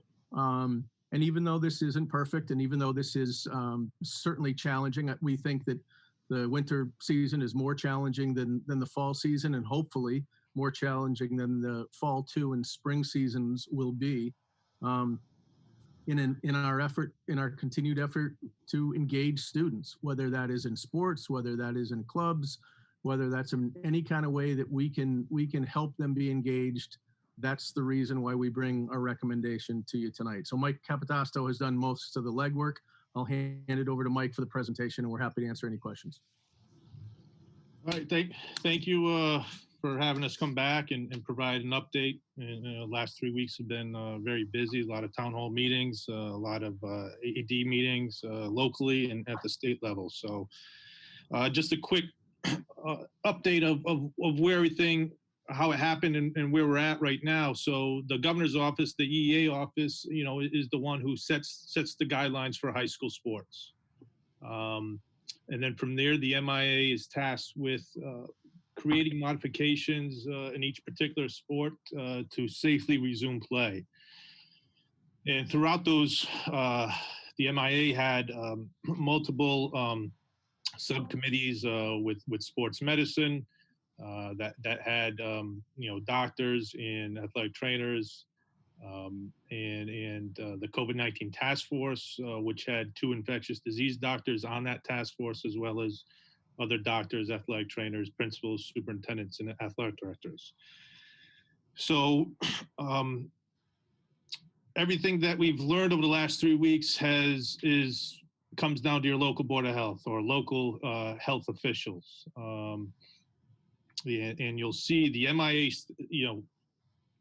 has a standard, and each school or district can add to that standard. They cannot go below that standard. So the MIA sets the standard, then every school district or league can add to that, and which you'll see across the state. Some sports, some school districts started yesterday, December 14th. According to the MIA, you could have started yesterday if your school districts and town health officials move forward with it. Some districts didn't approve it and move some things into fall 2, or they canceled them altogether. So it's a little bit all over the place, and I think Jamie said it last meeting or the meeting before. We got to do what's best for Longmeadow High School, and with that recommendation, you'll see at the end, after talking to town health officials and local health officials, we will make that recommendation. So this is the EEA guidelines, and it was in the last meeting, but the low risk, moderate risk, and high risk, and what you can participate in, and in the winter, basketball and ice hockey is high risk, and swimming is moderate risk, and alpine skiing is low risk. But all 4 of those sports committees did make adjustments to their modifications to their in-game modifications, as well as mostly a lot of it was logistically, set up around locker rooms, at the ice rinks, having a space where when they come off the basketball court, so they can take a mask break. So there was very specific modifications and guidelines that the MIAA put out through their joint statement with the EEA office. So some of the things that we wanted to bring back, I know there were some questions at the last meeting, and maybe it was Ryan asking if there was any data out there of actual in-person transmission, and I asked the MIA if they had anything. They did not have anything, any data that they were collecting. But they did say that is something they are looking into and possibly going to collect here over the next couple weeks. One local district did put out a survey here in Western Mass, and 32 responses here. Of those responses, 2 believed that that they had COVID transmission directly to athletic participation and in games and practices.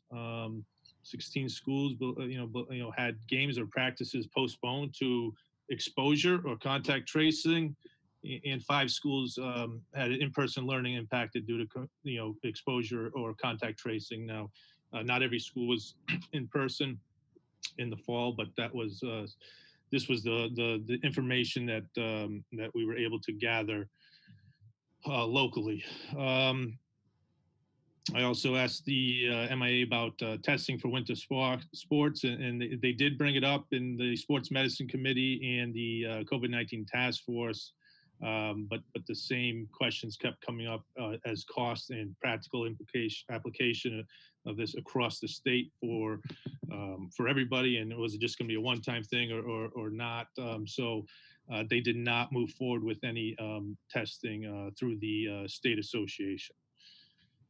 So things over the last 3 weeks that that took place, reviewing the EEA guidelines, here as an administration and with our district, with our coaches, the sports specific modifications. The MIA had town halls for every sports this season for the winter, as well as Sports Medicine Committee, where we could ask questions. So those were very helpful to hear what's going on across the state. And like I said, it's a mixed batch across the state, and it seems like every district's going to do what's best for them. PBIC, we've met twice since then, and we will be meeting again on the 22nd to finalize bubbles and scheduling and any other modifications that need to be made. We took a look at the registration process. I know Susie mentioned that the last meeting, and we have a disclaimer that we will implement into our registration process when we get going with that. And we've made some trips out to the hockey arenas and talked to the staff, where those arenas are up to code with the state, all the modifications they've made to the arenas. And lastly, we've met with the town emergency management team and administration, and then here's our recommendations for the winter based on all these conversations over the last 3 weeks. So again, we will put that disclaimer into our registration packet. The PBIC has pushed back the start date another week. And they are continuing to evaluate it, the executive board. Right now, we will not start any earlier than January 11th. They did push the end date back a week. So we will end on February 28th, I believe. So it did cut a week into fall 2 season here locally. After speaking with the town health officials and looking at all the modifications we have to make for our in-game modifications with the benches and having areas for mask breaks both in the pool and in the gymnasium. We were making a recommendation again to have no spectators this winter. And we're working on live streaming at all these spaces. We have live streaming running up in the gymnasium, and in the hockey rinks have live streaming running. And we're working on the pool right now.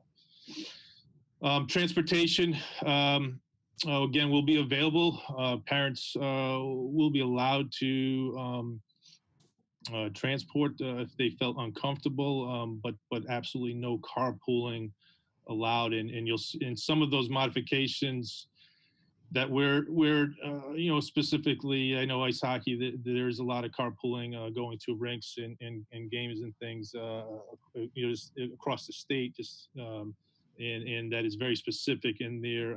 If you have to carpool, you must wear masks. But again, after talking to town health officials and administration, we will not move forward with carpooling. It would be riding on the bus or riding with your immediate family member to get to a game if you felt uncomfortable. Postponements, competitions in the red. Again, we made that decision in the fall with town health officials' recommendations. And at this point in time, that would be the recommendation going forward, but we'd like to come back at the January 12th meeting to see where everything's at and see if that is the recommendation of the town health officials at that point in time, and have a broader dialogue over this. And lastly, user fees were discussed, and we were just discussed at the subfinance tonight, and there's ongoing dialogue of that. So right now, our recommendation is to move forward with winter sports, unfortunately, except for girls ice hockey. And part of that reason is girls ice hockey is a cooperative team, and we are a school, one of the 11 schools in the co-op. And after speaking with town health officials and administration, we do not feel comfortable mixing that many different communities within our community. And again, we want to keep our numbers down and keep everything down. So unfortunately, that would be our recommendation going forward. So this is open up to any questions or comments that you might have. And just to set the context for it, a couple things. Back in late August, the committee had voted to continue with athletics actually through the entire academic year. So in fact, it really isn't a vote necessarily required unless you want to modify that or add in any additional restrictions. That's at your discretion, obviously. I would say one clarification, January 11th, the PBIAC start date, that's the start date for practices and not necessarily competitions. Competitions would start sometime after that. And the live streaming option, thanks to Mike for looking into that and exploring our options. In some cases, that might be a fee-based opportunity for families that want to catch their family members on a live stream of an athletic competition. So leave it at that. See if you have any questions, comments, concerns. Certainly. I'm going to call myself first. Sorry, Jan, I did see you wave. And then Marty, probably if I could see everybody. Yeah. So I only saw Gianna because her face is right under mine on my screen at the moment. Mike, are there guidelines from PVIAC or our friends at the state on playing communities that are red, or is that our local decision? So I did reach out to the state, and the state is not taking a stance on that, and they did say that would be a local board of health or a local health decision. Correct. Okay. Thank you. Just my opinion, since we're not voting tonight, but we can share opinions and make comments, is that I would be in favor of playing them because I think the contact tracing would be the reason for a cancellation. If a team, which did happen in the fall, teams had issues and then those teams had to cancel their games. It's not about their whole town. It's really about the kids you're playing against. So I would be voting for playing, if I were to vote, which we're not, but I would be in favor of playing towns that are red because they have to make sure that their athletes don't have COVID or are contacts with people who do. Gianna, I saw you first, and then Susie, and then Jamie. Thanks, Ryan. Thanks, Mike. Thanks, Tom, for the update, and again for all the efforts. And you know, I said it in the fall. I'll say it again. You know, I just appreciate the benefits that even just practices can bring. But Mike, I'm curious. Like, my son did 2 years of swimming. I don't know much about the sport, but I do remember they were like packed in like sardines on that pool deck. They're like a 6 foot, like, how's that going to work? Yeah, it's so, it was good on the town hall because swimming was going on in the fall in the eastern part of the state. So it was good to hear best practices. So the recommendation is to have, you know, we're going to have to split our practices most likely because we do want to limit the amount of people in the pool deck area. But in a lane, the recommendation is 4 in a lane. So one would, you'd have one on each wall and then one right underneath the flag. And so when they're swimming, they shouldn't catch up to each other. But yes, they would still pass each other, but that is the recommendation. And that was what was happening in the fall, 4 in each lane to limit how many people, like you said, yeah, usually we have about 10 in each lane pre-COVID. And thanks for that, Mike. And then, like, how about not the air quality, that's not the right word, but like, you know how it's like thick in the pool area? Like, does that have any impact on transmission or, you know, forgive me, I'm not an epidemiologist, you know, I'm not a scientist either, so. No, that came up, and I know. I mean, I don't know if Tom Mazza can speak to that more. We did find out that the pool area was clearing. I believe it was 7 to 8. Again, I'm not familiar with the air handling process, but according to Nick Gigantis, it was clearing the air in that pool area. Thank you. Now I've already forgotten who was next. Was it Susie, Jamie? Is that the order? Thank you. Yeah, thank you for the update and all that information. One of the things that, you know, it's sad about the girls hockey, and I'm wondering where that leaves us with Title IX. Yep. So we would still provide them an opportunity, and that's part of Title IX, and part of that opportunity would be trying out for or being part of our boys program.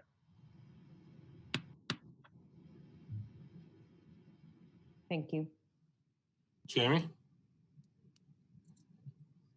You muted yourself, Jam.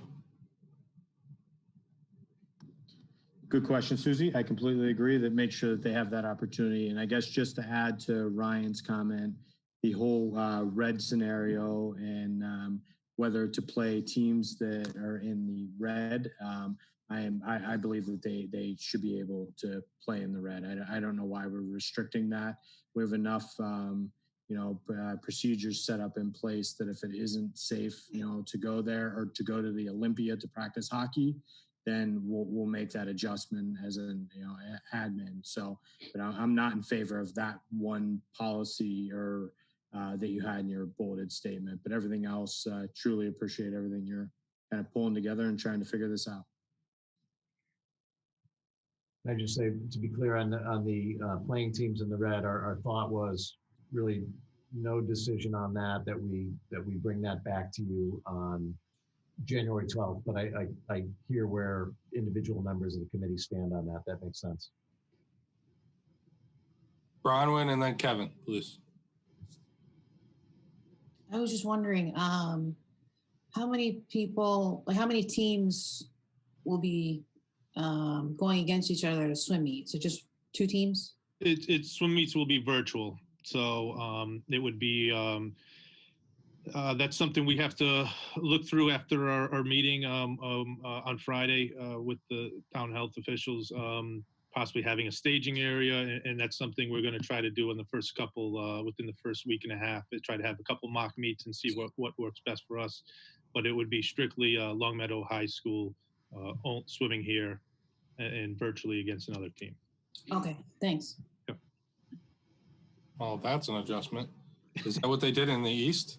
Yeah, that's in the fall.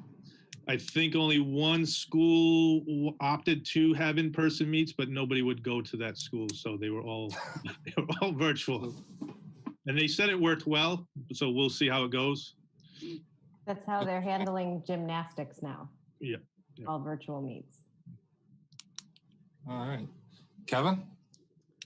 Yeah, Mike, thanks for the update. Appreciated all the stuff that you guys sent along. I'm still trying to wrap my head around how long that hockey bench is going to be to get everybody 6 feet apart and trying to do shift changes, but I'll leave that up to you guys to figure out how to make that happen. I guess a couple of things that I'm curious about.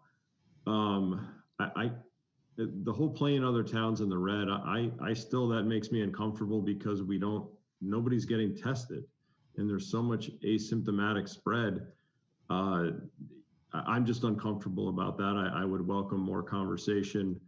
The article I forwarded along to Mike and Marty talked about issues of people are pretty confident that it's being spread when kids are playing hockey. So I don't know. I'm personally nervous about that. I guess I'm curious what happens if A, we go red, and B, if we're remote. If we're not going to school in person, I can't imagine we're playing sports in person. So anyway, I would love for somebody to talk about those two issues. The remote one, the school committee voted, so we brought that in the August, and that's why we had to bring it to the school committee because we were remote at that point in time. So we could always revisit that, but that was the remote one. And I'm sorry, Kevin, what was the other? Mike, what was the answer to the remote one? Like, I don't remember what we actually voted on. So wait, we vote to say if we voted remote, we could play. Okay, yes. All right. Yeah. And then being in the red, that's the good question. Now, when we first came in August, the guidance we had was if you were in a red, you would stop playing, and then the guidance changed a couple of times in the fall, and now I believe that the guidance is after 3 weeks in the red, you assess as a district. But again, there's districts that are taking that stance of there's some in Western Mass that if they're in red, they can't participate until they're 3 weeks out of the red. And again, I think it's all over the place, and what it comes down to is a local health decision, and that would be something. And I do know there's teams in our bubble that will play teams in red, and there's teams that will not play teams in red. So it's what are we comfortable doing? And again, I think we can continue to, if everything's good, we can continue to at least practice and be around each other while we wait to see an answer for that. But that's a bigger conversation that probably should happen. And Mike, I just want to add, be transparent with the committee that we were making this up as we went along in the fall, and we were literally, making decisions that after a day or two that PVIAC and MIA would release information, but we made that, and the Board of Health formally agreed with us. The problem that we ran into was that we were near the end of soccer season, for instance. We were running out of teams to play. So we wanted to bring it back to you and to acknowledge that if we don't play teams in the red, we're going to greatly limit who we play. Having said that, I also want to be transparent that as of Friday afternoon, the town health officials for Longmeadow, their recommendation was that we don't play towns in the red. So we just want to be open, and that was the recommendation made to us Friday. Shame on us if we don't share that with you. But I do acknowledge that if we don't play teams in the red, we may not be playing many teams. Bronwyn. Well, Tom, I appreciate you sharing that information with us. I'm I'm glad that we're gonna wait until is it January 12th meeting to decide, because I feel like by then things may change one way or another. I just feel like we'll have a lot more information by then, and we'll also see what the town health officials say at that point. So I'm glad we're waiting on that. I think it's a great idea. Thanks. I have another question about girls hockey. So we have players on the joint team that live in other towns, and those towns are remote. I'm wondering, they're remote schooling, right? So I'm wondering why it is believed that they are more likely to get COVID than our kids are. I don't. Again, that'd probably be an answer for one of the town health officials. But from the conversation, it was they're worried about Longmeadow community members, and by mixing 10 other towns in here, and then you're talking, everybody has a different way of contact tracing, and everybody's doing it a little bit differently. And some of those towns, they're already in the red and already have a high positivity rate. So after hearing all those, and again, maybe Marty or Tom can jump in, but after hearing all of that and their recommendation, that it made sense of why, again, not playing towns in the red, and then we're going to turn around and have a co-op with those community members from those districts. And some districts, I think everybody's mostly remote right now, but the plan is after the new year, some of those districts are planning to go back into the building. I think one of the other factors that I recall the town health team talking about was the travel factor as well, that our girls hockey team has to travel greater distances. Is that fair, Mike? Correct. And I think, transportation in general is a concern of ours. And, I think if the committee feels otherwise and feels that, based on everything you've heard, that it makes sense to go forward with girls hockey, then that's something that we would follow, obviously. And I can't recall if there was anything else that was discussed relative to girls hockey that became a challenge for us. But I think largely it was we felt like we had, with our own student athletes, when they're all, on a single team, we have greater influence over their behavior and tracing any contact situations. So I think that was part of the reasoning. I understand that. I guess I'd like to hear from the health officials about their reasoning maybe at the next meeting, if that's possible, because I would submit that the varsity athletes are currently playing with kids from other towns when they don't wear a Longmeadow jersey and they wear the club jersey for whatever sport it might be. So the athletes are mixing, and so not having our athletes play with people in other towns, I don't think is actually stopping them from intermingling. I think the contact tracing factor is very important. And if we don't know if a town is doing that well or correctly or just some sort of standard that we hold, then that's important information. I'd love to hear about that. But, I just know that club sports are occurring. And even if all they're doing is practicing, they're practicing with kids from other towns. And anybody in the red who's remote right now is safer, theoretically safer, because they're at home. So I would just, and I've already indicated that I'm comfortable playing against towns in the red. So that part is off of my thinking, but I would just think we should hear some more about it. That's all. Thank you. How does that match up with our timeline? I'm wondering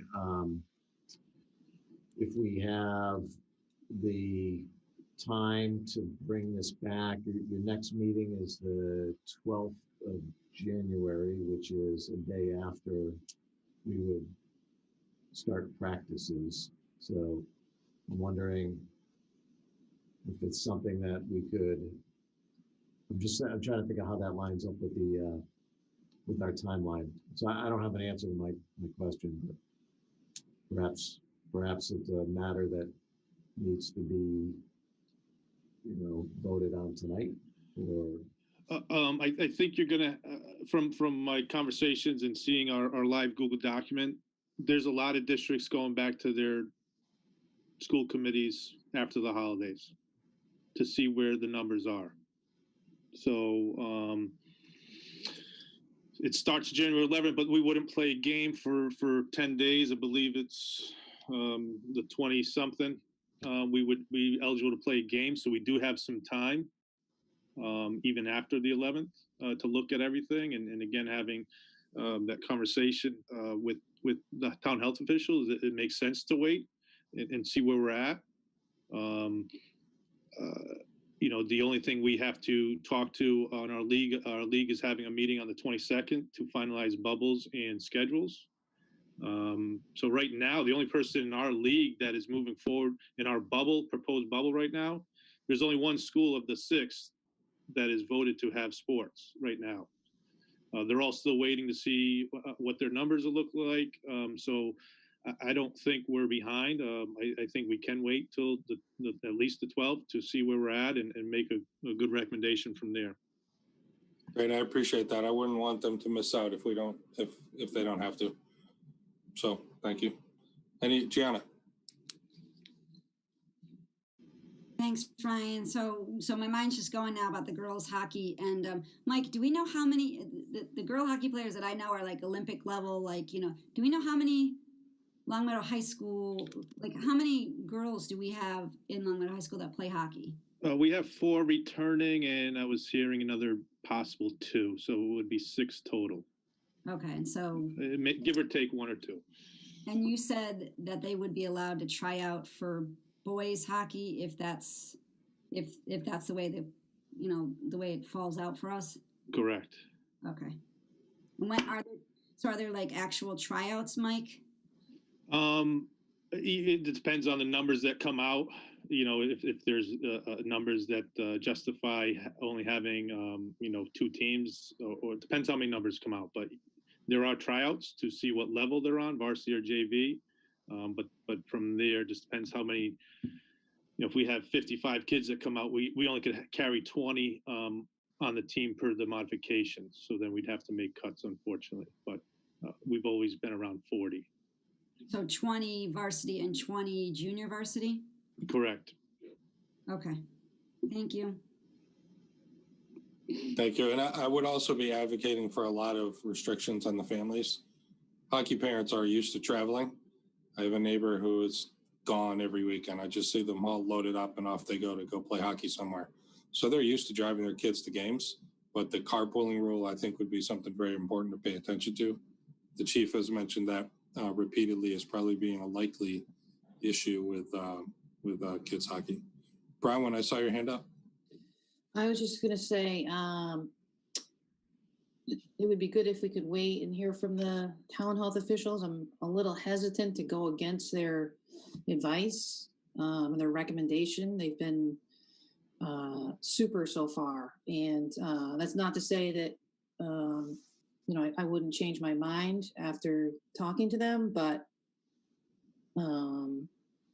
for us, they're the medical experts.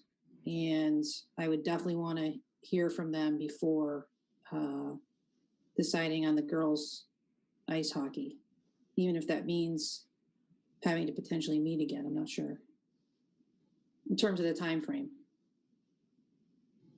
I think Mike just pointed out that we're not too far behind if we do it on our meeting on the 12th.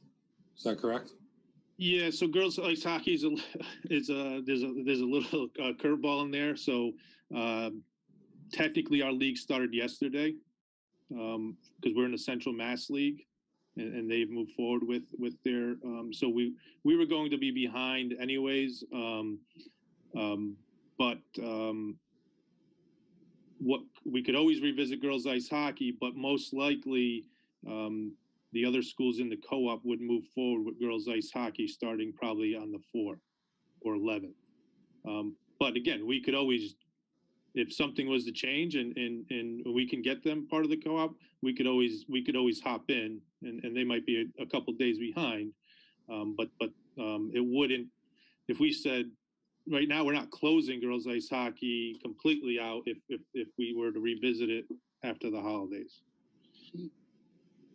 Excellent, thank you. Any other questions for Mike or Tom about sports? I don't see any more, Marty. Okay.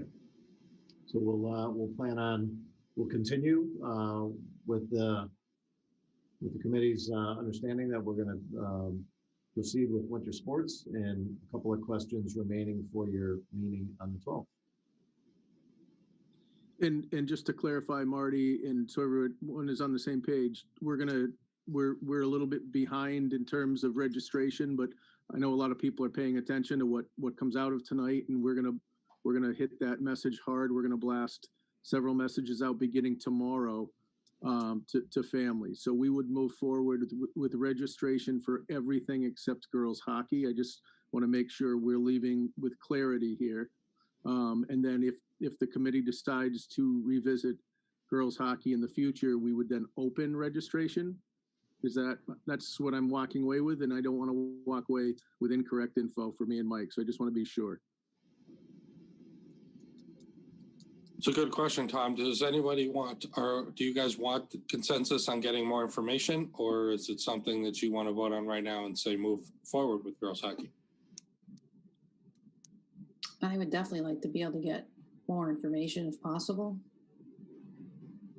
Consensus on that? Thumbs up if you would like to have the more information, and we wait till the next meeting. So I think your reading of the situation is correct, Tom. Okay, thanks. Thank you, everybody. Marty, on my agenda, I don't have superintendent report. Did you erase yourself on purpose? Usually what's next? I think between the things we've talked about to date and a couple of things coming down below, I'll have plenty of opportunity to update you. All right, fantastic. Chair report, again, I'd just like to echo what the chief has said before. Please do everything you can to help us get the kids back into school, back into sports. Pay attention to the rules that are being told to you by the CDC and everybody else. Wear your mask, wash your hands, stay out of groups. Please help us get the numbers down so we can get everything back to normal as quickly as possible. Student rep report, Maxim. All right, hello. So I just want to cover a few activities and clubs again, starting with the stock club. So one student has been presenting to the club each meeting the last few weeks. They either present their portfolio of investments, or if they don't have any stocks, they pick some out that they would like to invest in and discuss pros and cons, and then everyone discusses it, asks questions. The Red Cross Club had a successful holiday card pickup today. They drove to around 20 houses in Longmeadow to pick up cards that people left outside of their houses. And they're planning to give the cards to the Holyoke Medical Center at the end of the week, where they will be put into display cases and sent to doctors who work there. Model UN is planning to attend a conference January 16th. It's a training conference and it's all virtual. Yearbook Club released their senior superlatives today. That was fun to look at. The SCISAC school committee, student advisory committee, based on what we heard from students last week, we're starting to figure out how we can work to represent those issues that we talked about last week. And then I wanted to talk a little bit about student government right now. So SFAC, that's the meeting that we do once a month with some faculty and the student government, all the student government. So the class officers have been very active. At our last SFAC meeting, we discussed how each class is doing an apparel sale, partnering with mostly local companies to sell from an online catalog. Everything's online. Each class discussed unique remote events that they were doing, like Jeopardy over video chat, video call, various competitions over social media, or right now, for example, the senior class is planning a trivia night with maybe possible prizes. We have to see how that works. Class officers have started to discuss how to make classic dance events like semi and prom possible, and we're planning a plan B, C, and E, depending on where we are later into the spring and early summer, as Superintendent Dr. O'Shea said, the pandemic will go out like a dimmer switch, not a light switch. So class officers want to be ready for the more unfortunate scenarios so we can still continue these traditions in some form, whether it's small and outdoors or fully remote, just something. And then at our last SFAC meeting, we also started a discussion about mobile payment systems.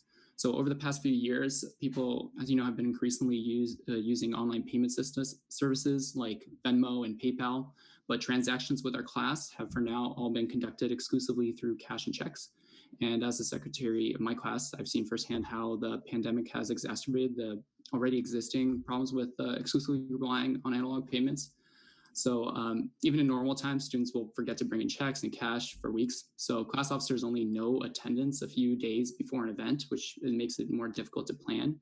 With the convenience of an online payment system, students don't have to remember to bring something in before school, which can expedite payment process as a whole. And we think this would drive more students to participate in events at a time when student activities are more important than ever in terms of even remote student activities, in forming class unity with the absence of in-person school and events. And even after the pandemic, we think this option, combined with the classic options of checks and cash, would allow students a more convenient experience and give class officers a more accurate picture of attendance well before an event. And in talking with some class officers, people in student government from outside our district, I've heard that they've already had the system. So this is an issue we discussed at the SFAC meeting in November. And with Mr. Dunkley's help, we are drafting our case for online transactions with the SFAC as a whole, so the whole student government. And we hope to work with administration, probably Mr. Mazza, to make this happen. Yep. And that's my student report. Thank you, Maxim. Mr. Mazza has his marching orders, so you can get on that. Do we have any report from LPVEC? We have a meeting tomorrow.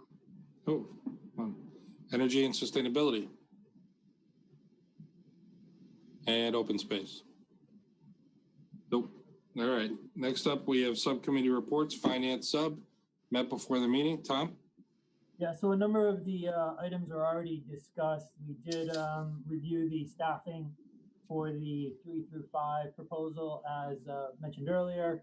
We did discuss user fees, and I think it was mentioned we will we'll bring that up later on in the season to evaluate if some action needs to be taken in regards to prorating user fees for that, and also transportation fees for the year.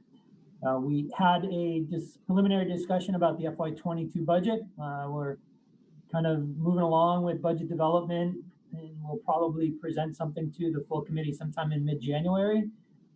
So we had a dialogue in regards to concerns and development of the FY22 budget.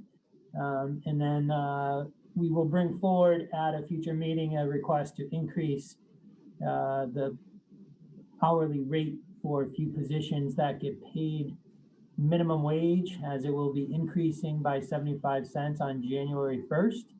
So we'll probably bring on January 12th meeting agenda a request to increase the rate for those positions. And that's it. Thank you. Jamie, anything more to add from finance? Nope. Thank you. Policy sub. I'm happy to take that. The policy subcommittee hasn't actually met, but you have some policies that are ready for action by the school committee. There are 2 policies that were revised. One policy where the recommendation was to remove it from your policy manual, and then there was one policy that is a new addition potentially to your policy manual.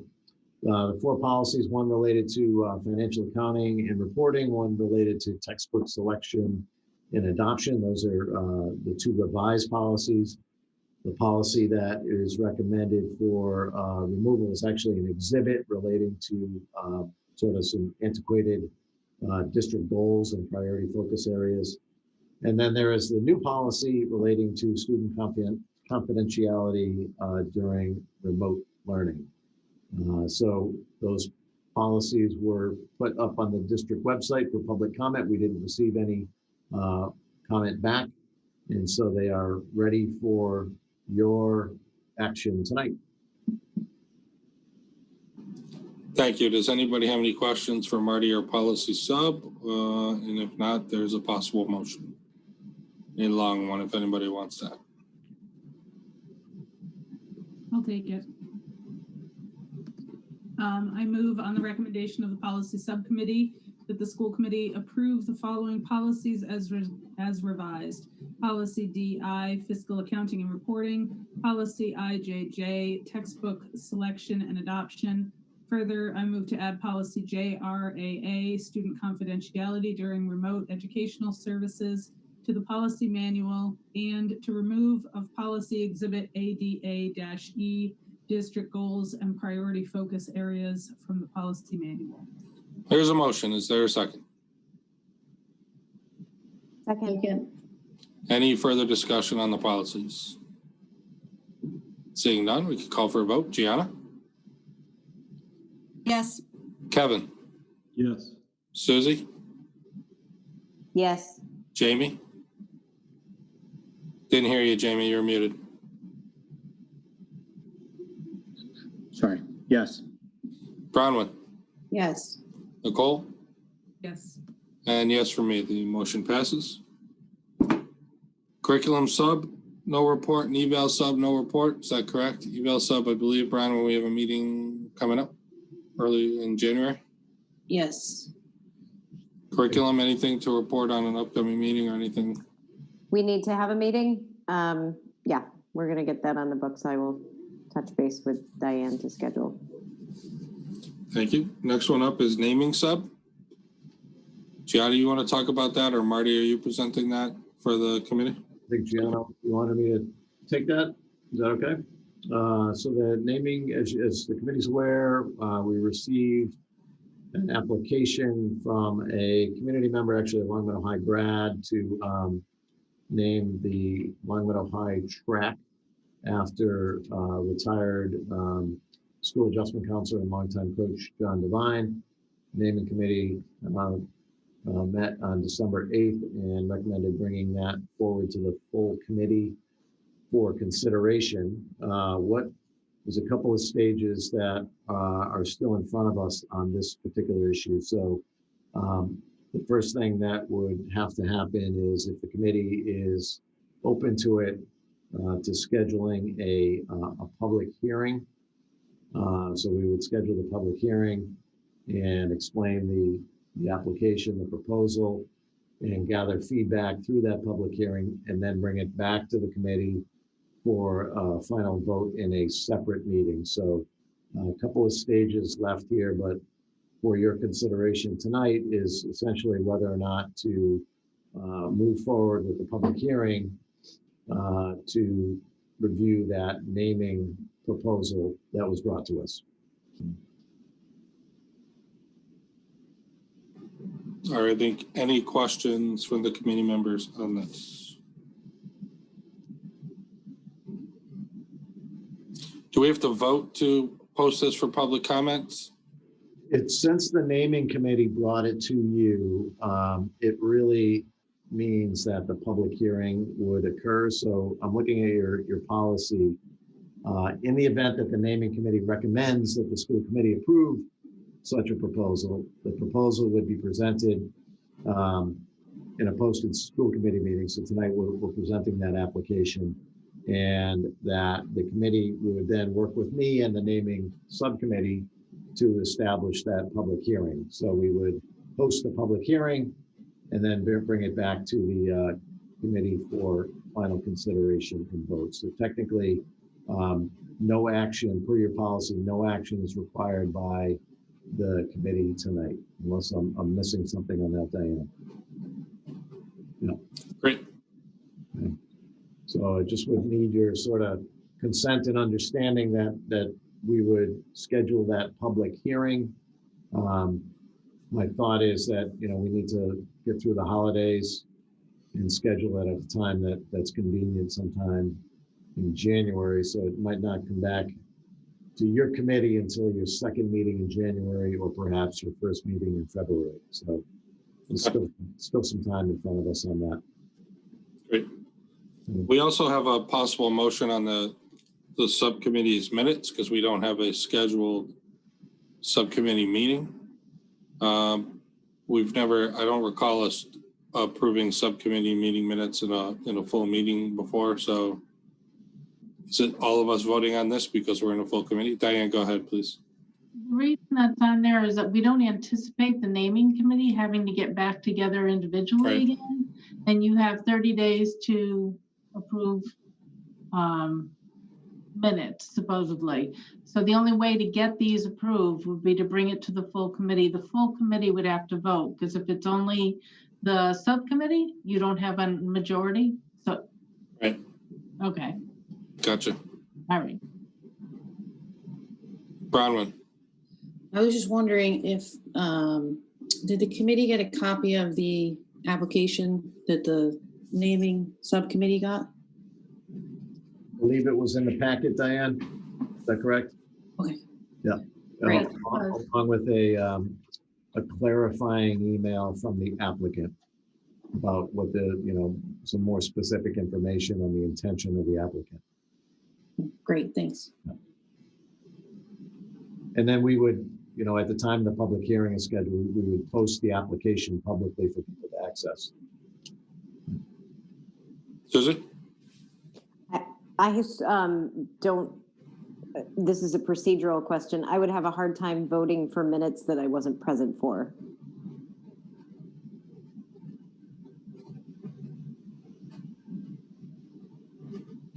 That was more of a statement, but it was also a question. That's a good question, but if somebody didn't have that same concern, we only need one of you to officially get this passed. Susan, I did reach out to the attorney of the on staff for open meeting law, and they said this is the only way you can get these minutes approved. And so it is appropriate for the full committee to vote on these minutes. Okay, so Gianna, go ahead. Diane, so thanks for that. I'm wondering, you said we had 30 days to approve the minutes. Does our next school committee meeting fall within that 30 days? And that way, no? You shaking your head no? Our next scheduled school committee meeting is January 12th. So the reason the attorney of the day said this is you get into this perpetual loop of calling meetings just to approve minutes. And then you have another meeting that has minutes. So in order to stop that, that is why they allow it to happen this way. Okay. Kevin? I have complete trust in the folks who are on that committee.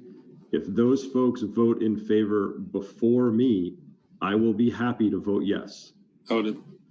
So Gianna's the chair of that subcommittee, so I'll take the opportunity to read the motion. I move on the recommendation of the naming subcommittee that the school committee approve the minutes of the December 8th, 2020 naming subcommittee meeting as presented. Second. Bronwyn's also on the subcommittee, Kevin. So it's been seconded. Is there any discussion on those? So to your point, Kevin, the three of us can vote first. Gianna? Yes. Bronwyn? Yes. I'll vote yes. Kevin? Yes. Jamie? Yes. Nicole? Yes. Susie? Yes. All right, it passes. Our subcommittee meeting minutes have passed. Thank you. There's ongoing business, no reports. New business, it's a middle school SOI update. So I wanted to let the committee know in a formal way that we received notification from the MSBA, the Massachusetts School Building Authority, that they are extending the review period on core program SOIs. So you recall last spring we had submitted statements of interest on Glenbrook and Williams. We had expected that we would have a determination on those SOIs in December or January. The MSBA has let us know that we can expect that they'll make those determinations for all applicants, not just Longmeadow, all applicants in June. So that's another sort of 6 months of waiting. I was looking forward to some determination this December or January. I think I wanted to sort of mention it formally at a meeting, really to kind of keep it on our collective radar. I think, you know, one of the things we might want to think about is, and I'm happy to get some sort of general feedback on this, is, you know, kind of gathering some information between now and June to sort of refresh that SOI. I did talk to Diane Sullivan, who's a senior executive at the MSBA, and she had said that that would be acceptable, that we could use the 6 month period to kind of gather some additional information to update them on the condition of the buildings. I think we've learned a little bit more about the buildings, you know, through some of the testing that we've done relative to the pandemic, particularly with regard to HVAC systems and electrical loads. So there might be some additional information that we could have for the MSBA, you know, and then more ambitiously, you know, I wonder if it would be, and we could bring this up at a future meeting, but I wonder if it would make sense to kind of collect some information in a more pointed manner. So I just wanted to update the committee on that. I think it's an important issue. We can't forget the conditions of our middle schools, and I think when June rolls around, if we are not a successful applicant, I think we're going to be confronted again with that question of, you know, do we take another run at this, or do we start to develop our own solutions, our own local solutions to the problems that we've seen at our two middle schools. So that's a lot to think about, and you know, if it makes sense to consider it more thoughtfully at your next meeting, we could do that. But if you have any preliminary feedback for me, I'm open to that as well. Anyone have any thoughts, comments, questions they would like to share at the moment? Gianna? Yeah, thank you for that, Superintendent. And I definitely would appreciate more information, formal or informal, probably as soon as our next committee meeting, if possible. Not the actual completeness of the information, but just the more discussion so that we can hatch a plan for how to get that information. Yeah. Great point, Gianna. Anybody else? And so consensus for more information so that we can keep thinking about this and come up with a better plan. I think we all recognize the need for this. Great, I appreciate that. I appreciate that, you know, we can continue to talk about that and problem solve and think about how to push our application along to the state. Thank you. And our next and final agenda item are the ethics disclosures. Yeah. So this is a matter that's come before the committee previously in previous years. It is a procedural matter. Both Mr. Mazza and I have immediate family members who are employed by the district, and because of that, it's advisable for us to file a written disclosure that would, regarding our ability to continue to participate in matters, particularly relating to negotiations. And so there is a section 19 and a section 23 disclosure that we have both made. The section 19 disclosure would require an affirmative vote of the school committee that our financial interest in this would not be, that the financial interest of the district would not be compromised by the fact that we have immediate family members who work in the district. So It's a matter that has come before the committee in previous years with negotiations coming up. We thought it important to do that at this stage. The Section 19 disclosure requires a vote. Section 23 is simply a disclosure that we each make. Ultimately, the forms would be filed with the town clerk. So, Diane? Yeah. I have a procedural question. So do we need to do a vote on 23 or is it only a motion and a vote on 19? It's only a motion and a vote on 19. Diane, you can help me out with this because I know you put the agenda together. So I copied from 3.5, 4 years ago when we did this, exactly what was in the minute. Yeah. So there were 2 votes at that time for each of you. So I know you're saying only one, but there were 2 back then. Yeah, thanks for that clarification. So the motion on 23 is to sort of acknowledge receipt of that, and then 29 is to, or excuse me, 19 would be to authorize the chair to sign the form. Susie? Just, I'm sure the answer is yes, but when this occurred in the past, did the school committee accept your, because I don't have that information, was the school committee accepting and approved the motions? Yes. Okay, thank you. I can make a motion if we're ready to do so. Please. I move that the school committee accept the filing of Dr. O'Shea's conflict of interest disclosure form as required by Massachusetts General Law, Chapter 268A, Section 23B3. Is there a second? Second. Any discussion on that motion? Seeing none, I'll call for a vote. Gianna? Yes. Kevin? Yes. Susie? Yes. Jamie? Yes. Bronwyn? Yes. Nicole? Yes, and yes for me, so the motion passes 7-0. The school committee, having reviewed the conflict of interest disclosure form filed with the school committee by Dr. O'Shea as required by Massachusetts General Law, Chapter 268A, Section 19, I move that the school committee vote to determine that the financial interest disclosed on the form is not so substantial as to affect the integrity of the services to the municipality, and that the chair be delegated the authority to execute the form. Is there a second? Second. Any discussion on that motion?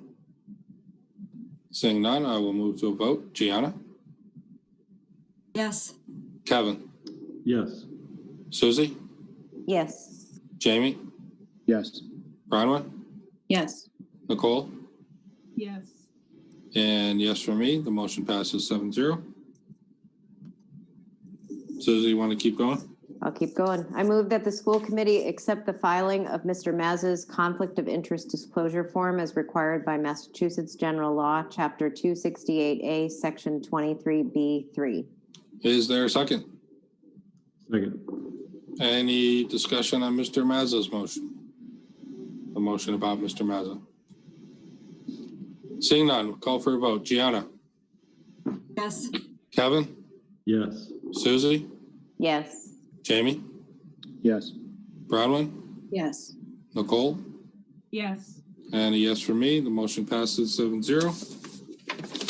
The school committee, having reviewed the conflict of interest disclosure form filed with the school committee by Mr. Mazza as required by Massachusetts General Law, Chapter 268A, Section 19, I move that the school committee vote to determine that the financial interest disclosed on the form is not so substantial as to affect the integrity of the services to the municipality, and that the chair be delegated the authority to execute the form.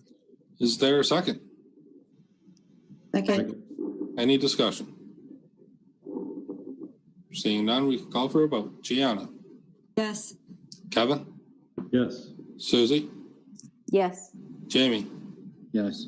Bronwyn? Yes. Nicole? And yes for me, the motion passes 7-0. One more possible motion. I move that the school committee adjourn the December 15th, 2020 school committee meeting. Is there a second? Second. Any discussion? Call for a vote. Gianna? Yes. Kevin? Yes. Susie? Yes. Jamie? Yes.